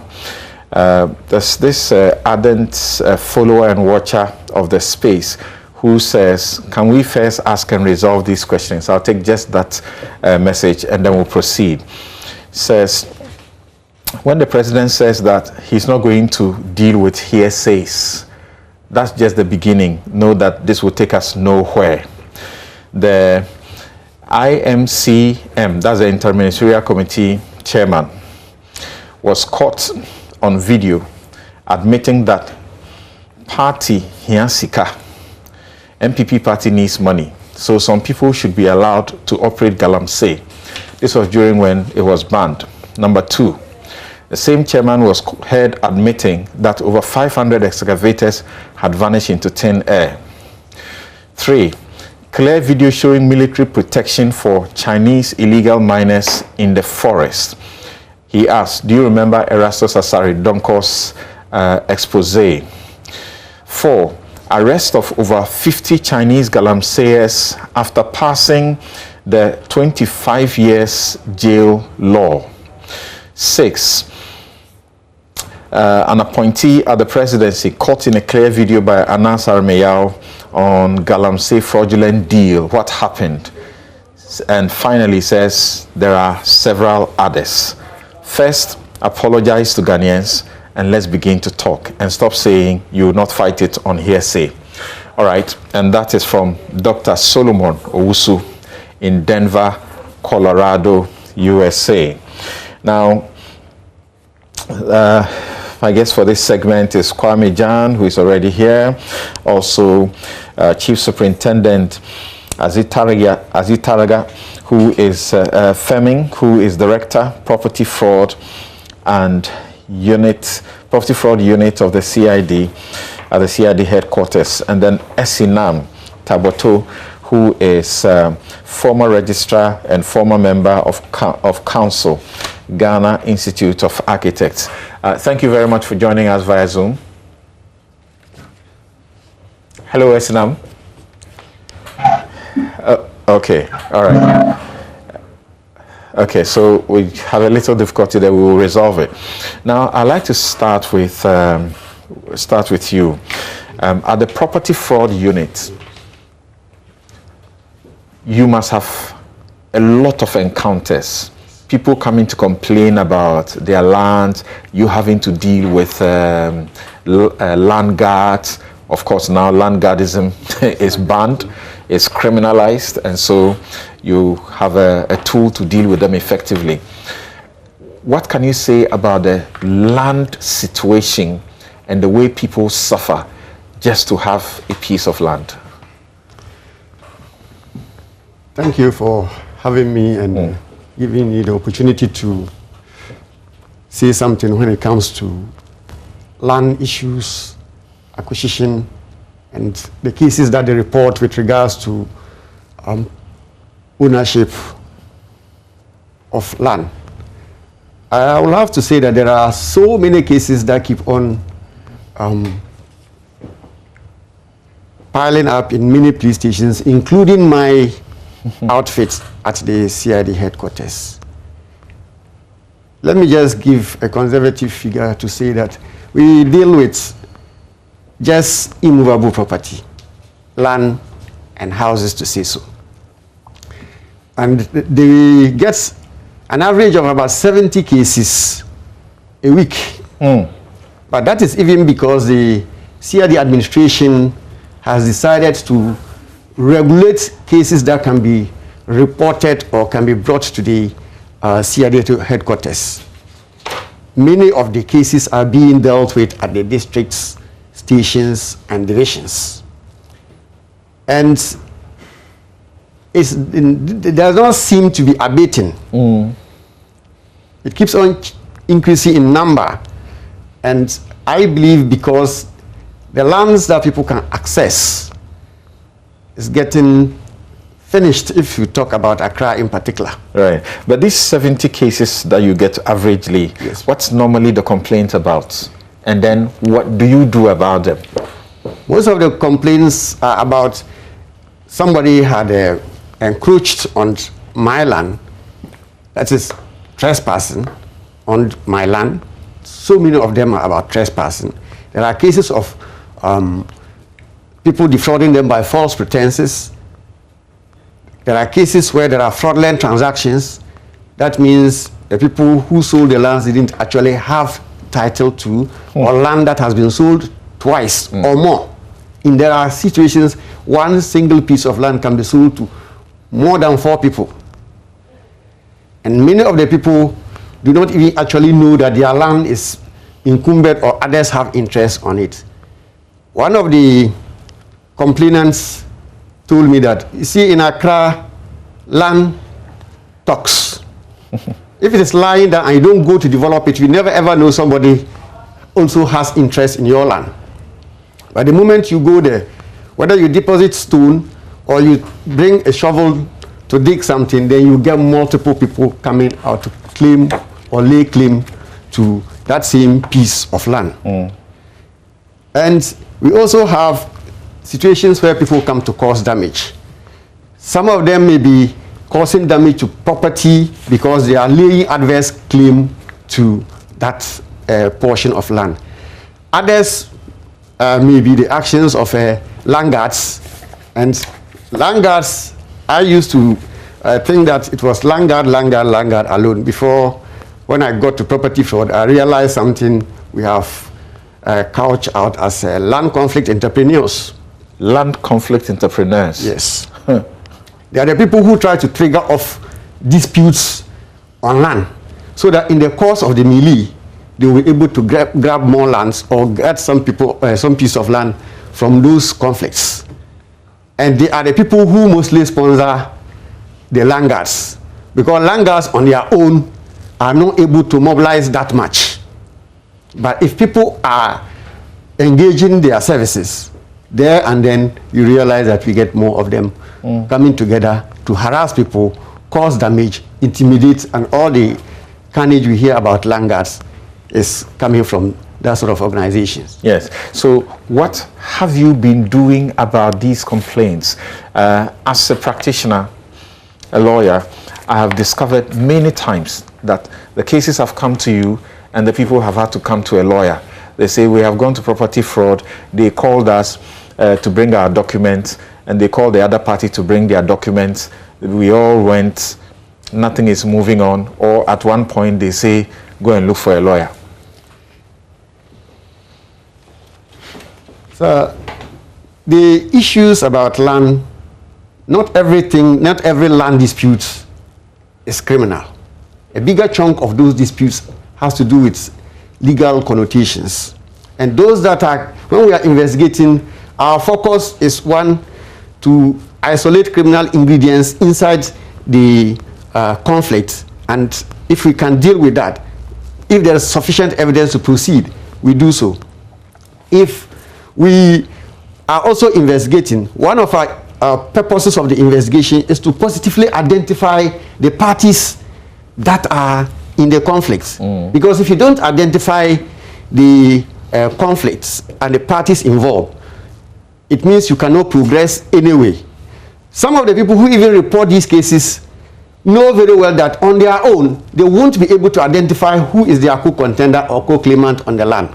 So they come to make a case. They know very well that they don't intend that you conclude the case and I collect the land for them.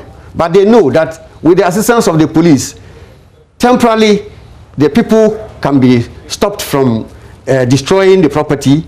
2, they will positively identify who their co-contender is, so that if it is possible to file a legal suit against them to perpetually restrain them from coming onto the land, then they can go ahead to do that. Okay. Those that we are able to get the criminal evidence against them, we also pass them on to our legal department, legal and prosecution department. Then we commence prosecution. Have you procured a copy of the new law? I have one. This was the working copy that I've been using here. All right. Did you follow the discussion last week with Kwame Jan? I followed just a few because my schedules are throwing me. It's on YouTube, and at any time you just go to YouTube, look for Newsfile, and then you look for the Land Act, land law discussion, and you find that. So this must be a lot of relief to you, where land guard activity is now completely criminal, attracting between 5 years and 15 years, and also 10 years and 15 years. So how does this equip you? First, let's get Kwame Jan to help you appreciate what you now have, and let's see how that is helpful to you. Yes. So, Chief, yes, sir. What you have, if you go to the section 12, right, solves the problem you identified. You said the people who trigger the conflict, those who fan the flames for their own benefit. The law now says a person who personally or through another person, so those people who are beneath, who are procuring the services of the land guards, and the land guards are in the same boat. So the land guards and their accomplices who are either planning for them or providing them the resources or the wherewithal to proceed and do what they are doing, they are both caught by the same provision. And if you go to 12.2, a person who uses or through another person uses force or violence to intimidate and so on. So your entrepreneurs, your conflict entrepreneurs are seriously captured by section 12. Right. So you don't need to worry yourself now regarding the law. And your other people who are involved in multiple sales and multiple transactions, including the chiefs, heads of families and so on, are taken care of under section 277. 277, okay. Which has very extensive provisions that have replaced the provisions in section 34 of the Land Registry Act at 122, which has been repealed. So you have now enough law. I think what you probably would have to do is I will donate some time to come to your unit when you are ready to give an orientation on the criminal sanctions under the new regime and how your system can pick it up going forward. Right. This I will donate for God and country. So before we go on, he referred to section 277, and let me just read just a small portion of it to you. It says that a person who purports to make a grant of land to which that person has no title, purports to make a grant of land without authority, or makes conflicting grants in respect of the same piece of land, those who are doing the multiple sales, to more than one person, commits an offense and is liable on summary conviction to a fine not less than 7,500 penalty units and not more than 15,000 penalty units. That's like 180,000 Ghana cedis. Or to a term of imprisonment not less than 7 years and not more than 15 years or both. And then the earlier ones that he referred to also include those you mentioned, people who are extorting money, and those who are seeking to prevent those who have land and are seeking to develop. They too will be liable to 5 years minimum and 15 years maximum. Right. So let me get the view briefly of Esinam on what she has to say about this new regime, and with her experience, what we should be doing. Then I'll come to Kwame Jan to continue where we left off last week. Thank you very much for joining us, Esinam. Thank you very much. The new regime is quite exciting in terms of having this particular land bill has tried to harmonize the laws and put together some additional information which is of concern in the country. And so it's a step in the right direction. For example, I mean, before there were so many laws affecting land, but this has repealed several of them and has put them together, adding other issues which need to be addressed as a country. So some of the other issues I'll speak about is, for example, when it comes to spouses, especially women who have been sidelined in terms of marriage. Whenever the marriage is over, they most often either get thrown out or there are issues concerning in having part of whatever property is left.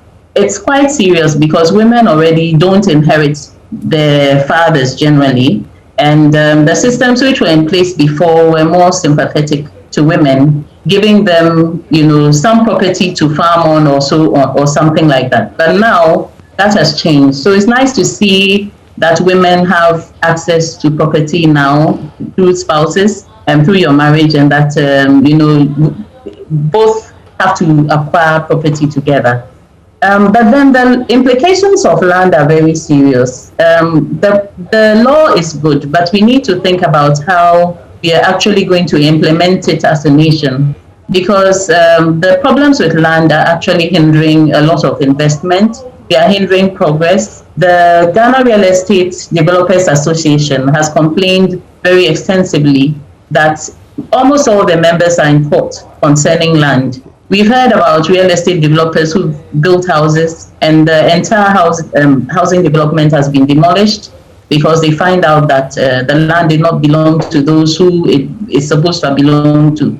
We've heard about cases of land which have been in court for several years. Recently, a few years ago, we heard about some judgments somewhere around Ajiringano, where all those people living there are not even sure who's going to come tomorrow to come and claim their homes. We've heard about some other judgments around the Spintex Road, where there's a judgment which has been given after several years. Some people have lived there for over 30 years, and all of a sudden they find out that they never bought the land from the right person and that the houses are at stake. We have another situation where land has been leased for housing.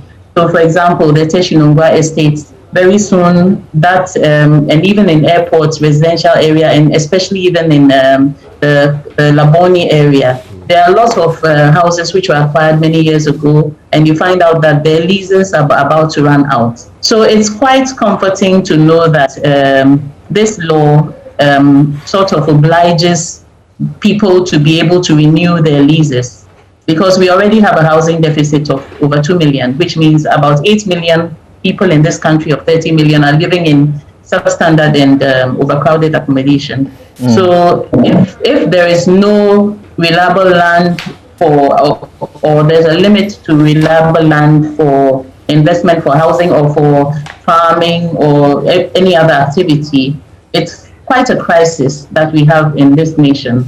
And it's getting to a point where it's making land acquisition very unattractive for investment. And we need to really think about how we're going to implement this law, because it's now just on paper.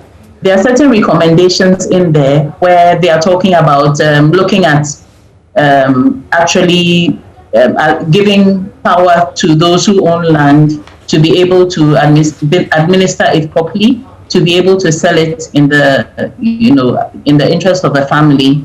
But then this land bill has to be harmonized with the Land Use and Spatial Planning Act, which is another act which has been harmonized. So many laws which have been put together in the modern direction. But what I find missing between this land bill and the Land Use and Spatial Act is the housing policy. Because when we talk about housing, we are not talking about housing alone. We are talking about space that everybody wants and needs for some sort of activity. Everybody needs a space to live, a place to work, a place to bath, a place to send your children to school, and a place for your health, etc., etc. Now, the missing link between the Land Bill and the Land Use and Spatial Planning Act is the housing policy, which is the policy which will actually let professionals be at the helm of affairs we need to step away from doing things as they've always been done, because we have a crisis which is going on. People are actually getting sick from the sort of environment that we have. Access to certain houses is almost impossible. We've seen how fires are in the markets, where the whole market can be razed down. We've been going this way for a very long time, and as a nation, we need to structure things properly. The architect has been trained to collect population data, and we should collect that population data in all communities and use it to provide the facilities that the community needs, in collaboration with the planners, the engineers, and everybody else in the built environment. We should stop doing things just to please people. We need government to actually put its foot down and say enough is enough, because the cost to the nation is so immense. The people who get sick and the implications on the national health insurance, those who don't even have space to go to school or have toilets to go to school, all these are issues that have to be addressed. Thank you. Thank you very much. Now, so last week you began a journey of taking us through about 30 of these innovations. We couldn't do so much, but we did interesting aspects of them. So let's attempt to see how much more we can do today, including, you know, acquisition of bare land and issues of dispute settlement, the questions of restrictions on foreigners who are holding, and more interestingly, electronic, you know, process in the dealing with the land, or if you like, also the time that you cannot, you know, register the land if you didn't take steps in good time. Okay, Samson. Right. Because of what Esinam said, let's start with renewal of leases. Okay. In the course of the initial stakeholder consultations, which led to this act, we had a major concern expressed by Ghanaians regarding the coming to an end of leases and whether the legal system was sufficiently robust to be able to protect lessees. So she talked about Teshinungwa estates.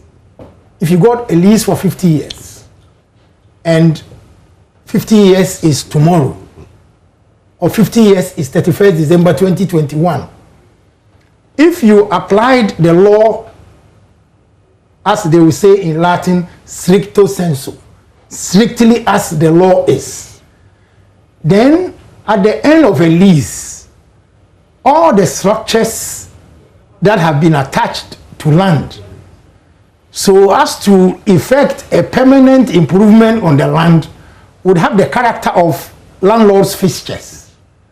So at the end of a lease, the house which is sitting on the land, which technically is also land, has to go to the lessor. So 50 years, your mansion in Teshinungwa, you pack your bags and you leave because the lease has expired by a fluxion of time. They gave you the land for 50 years. For 50 years. And you built a house. Yes. 50 years have come. You pack and leave. Yes. And you say, what's the new approach? And the new act in section 50, starting from 9, says, if you are an indigene of a place and you got bare land for residential purposes or to farm perennial crops on the land, or you build a commercial or industrial property on the land, if you are an indigene and you got a lease from where you hail from, because the law defines an indigene as somebody who hails from a place in accordance with the relevant customary law. So if you are an indigene and you got land as a lessee in this context for residential, crop farming, perennial crops, or commercial or industrial property developed on the land, the law says the lease shall be automatically renewed at the end of the term for a similar term, subject to conditions that will be negotiated. So the one who gave it to you doesn't have power to say get off. No way. All they are entitled to is a renewal. You are entitled to a renewal automatic, subject to negotiation of the terms. Okay. And the law then goes ahead to say that in the event you are not able to agree on the terms, go through ADR in accordance with the ADR Act, which is our own law, 2010. ADR 2010 Act 798. If that fails, go to the High Court.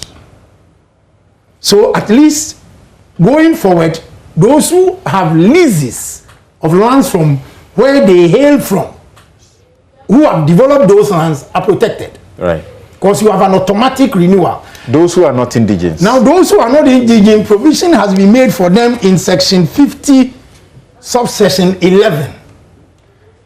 That if you are a Ghanaian, but you don't hail from a place, and you got bare land there, and you put up a building, unless the lease itself says it shall not be renewed, unless the lease itself says it shall not be renewed, section 50 subsection 11 says there is an implied term that it shall be renewed for the same term, a similar term upon expiration. That is, even if the lease or the document is silent on renewal. Exactly, because the document could be silent on renewal, or the document could give a discretion to the lessor whether they would renew or they would not renew.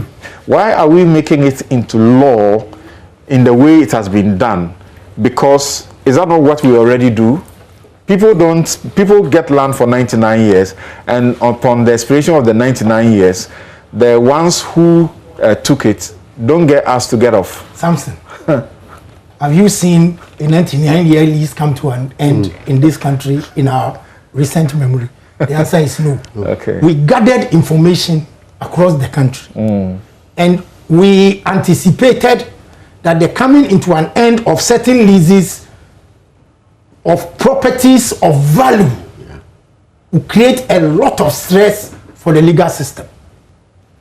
So the most prudent thing to do was to do this kind of crafting. Okay. So that there is an implied term that it shall be renewed, to give some respite, because most people we encountered in the course of the early days negotiations were saying so, because most Ghanaians also didn't know that at the end of a lease period, you would have to let go your building on the land. They go to a real estate person, they come and they have bought land. Yeah. You know, that thing, I have bought the land. Yeah. They use buy in place of lease. So they were not, most people were not expecting that at the end of 50 years, the house and the land goes. So, and then provision has also... So what are you saying? We don't buy land? Yes, you have a lease of the land. You can use buy if you have a freehold, because the freehold interest runs perpetually and is of indefinite duration. So you can, in a loose sense, say you have bought the land. But if you have a 99-year lease, a 50-year lease, you haven't bought land as such. Okay. No. All right. So there is also a provision where you take the lease of land from the Republic as a citizen. That is also subject to automatic renewal. Right. If you have a lease, so if government lands commission has given you a 50-year lease of airport residential area, at the end of 50 years, section 50(12) is saying you have an automatic renewal subject to terms that would be agreed. But where the lease is in respect of commercial property, the automatic renewal of government does not apply. If it's in respect of commercial property, because of Supreme Court's decision. And if, for example, the lease property is required for redevelopment, if government, so you have a property in Ridge or cantonments or Roman Ridge on government land, lease for 50 years. 50 years has expired, and the Republic of Ghana has found that maybe the land use of that area it's not densified enough. You know, one house sitting on an acre or 2 acres, 3-bedroom on an acre, another 3-bedroom on an acre. That's not prudent land use. So the Republic of Ghana decides to redevelop that area. This law is allowing the Republic that at the end of the term first granted, the Republic not to renew and redevelop the place. So, but generally, if it is for residential purposes, it is implied that there is automatic renewal. Yeah, so I was asking the way I did because I wanted to know the automatic renewal, whether it affects commercial leases in the face of the Supreme Court's decision in Miracle versus Tete 2011. Because the Supreme Court decision is 2011 and this is statute. Right. In 2020. Great. Great. So one would operate on the assumption that the drafters and Parliament knew about the Supreme Court judgment. The legislation will override the exactly. judgment. Okay. And that they have overridden the decision of the Supreme Court. So if I have property and definitely it's for a lease and there's a time on it, practically what am I supposed to be planning to do when it's getting closer? Under normal circumstances, you don't wait until one day before the lease expires. If, for example, it is government land, you are better off by 5 years to the end, you notify government of your intention to have a renewal. Okay. So the process will start and you have a seamless status. In fact, in some cases, by the 1 year, 2 years time, if you trust your landlord, you do a deed of surrender. Okay. And take a fresh grant. Okay. So that you have no overlap. Else, the lease negotiations may take time and it gets to a point where you are not in good standing. No, so don't wait until one day. What's the best way to go about the pricing? Because property always appreciates and people will look at the time you took it. You may have taken a lease and the consideration or the money you paid was maybe 100,000 and so many years have come and that place has become very expensive. So they are looking at say 1 million. Yes. How would you go about it? Want to rip you off. Is that what you are saying? Exactly. Yes. The law says in such negotiations, they would have to look at what has been done on the land. So if I have put up a 50-story building, which has so much value, and I put it up 50 years ago, under normal circumstances, I may have already reaped the full benefits of my investment. Okay. So the law says you should take into account all of these factors. That's why the law is making provision for people to use ADR. All right. To negotiate the terms and conditions. So what the law has done is to kind of make the renewal obligatory and leave the negotiations on term to the parties. Okay. How do I ensure that I'm making an acquisition and I can secure it for myself? That's a lot of the problem people face. They have gone, paid for something, took an indenture before they say, Jack, there's problem. Registration, I'm referring to. Something, the registration itself will not give you title if the person who gave you the land itself doesn't have title. So if you go back to registration, you are doing 2 types of registration in this country. Right. There is deed registration, which previously was done under the Land Registry Act 1962, Act 122, which has been repealed now. And there is title registration, which was done under the Land Title Registration Act 1986, PNDC Law 152, which has also been repealed. And both deeds and title are now taken care of in the Land Act 2020, Act 1036. How? So, this country has 2 formats for registration. Like I said, deeds. Accra, the whole of Greater Accra region has been declared a title registration area. So, for Greater Accra, you can register your title to land. And MIDA carried out a pilot project in the late 90s around Senya, Ewutu, Breku, and so on, where they piloted titling in the remote or rural areas. But apart from Greater Accra region and the MIDA experiment in the Ewutu area and the Central Business District in Kumasi, the rest of the country is deeds, not title. So deeds, I get my indenture, so then I go and register that indenture. And a site plan, you take it to the Lands Commission to present it. Goes through a process, they put a stamp on it with what we call land registry number. Now, under this new regime, they will give you a certificate, even for registration. Right. And then they plot it in their records that you are the person who has been registered as the proprietor of that place. However, the deeds registry, even under this new system, is not vouching for your title. That's right. They have recorded a transaction between A and B in respect of a particular parcel of land. Right. It doesn't guarantee that the title, the registration confers ownership on you. No.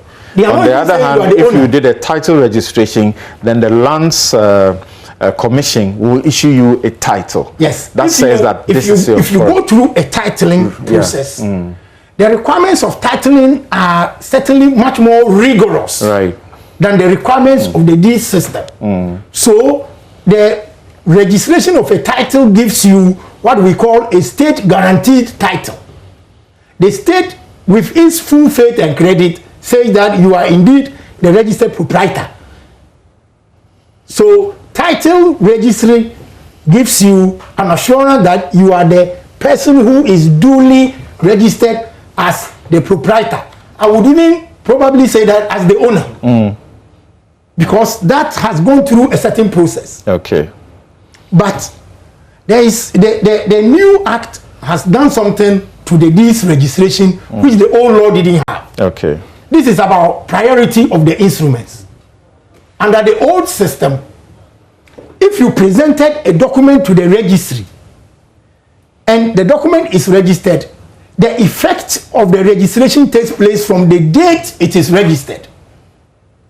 That is why many years back, if A submitted their document to the Lands Commission today, and B submits 1 year later, but for some strange reasons, B's document, which was submitted after 1 year, is registered first. That document has priority over A's document. All right. Now, the law has been changed that the document receives priority from the date it is received at the registry. So if you go and make Kululu in the Lands Commission, and my document, which are presented on 1st January 2021, you present your document 31st December 2021, but your document is registered first. Under this new regime, your document will not take priority over the first document which was lodged. Okay. Because priority is based on when the land registry received the document or the application. That's going to resolve a lot of fraud that has been occurring. So that Kululu thing has come to an end. Very unfortunate, and I just lifted my head and the time is up. Yes. What a difficult way. I'm sure many people are just beginning to really enjoy the part 2 and they are sending messages expressing excitement. The time is up. Right. Okay, so you can get the Land Act, read for yourself. This is how it looks like. Put the camera on. Let's educate everybody. You can get the Land Act, the Assembly Press. You go get it. You can read it. It's simple English, and I've shown you a number of books, including this one. You can read for further explanation. Time has run out on us. We can't thank you enough, Kwame Jan, Senior Lecturer, University of Ghana School of Law. Also, we have had Esinam Taboto, who is representative of the Institute of Architects. Also here in the studio has been Chief Superintendent Azitaraga Femin, who is a Director, Property Fraud Unit, CID headquarters. Now he has served you notice. Now they have the power, they have the law. If you try to interfere with anybody's land, they will deal with you according to law. And Nathaniel Atto comes up next with Joy Sports Link. You don't want to miss it. Bukum Banku, what's happening with him? You've heard of the boxer, that a ring announcer trending in the last 24 hours. The ring announcer is Joy Sports' Nathaniel Atto, and the boxer is Ghana's heavyweight, lightweight champion Michael One Bullet Ansah. A response to a question posed by the ring announcer seems to have drawn him an attention. So far, you have heard them. He asked him, "Where are you going from here?" He said, "I'm going home."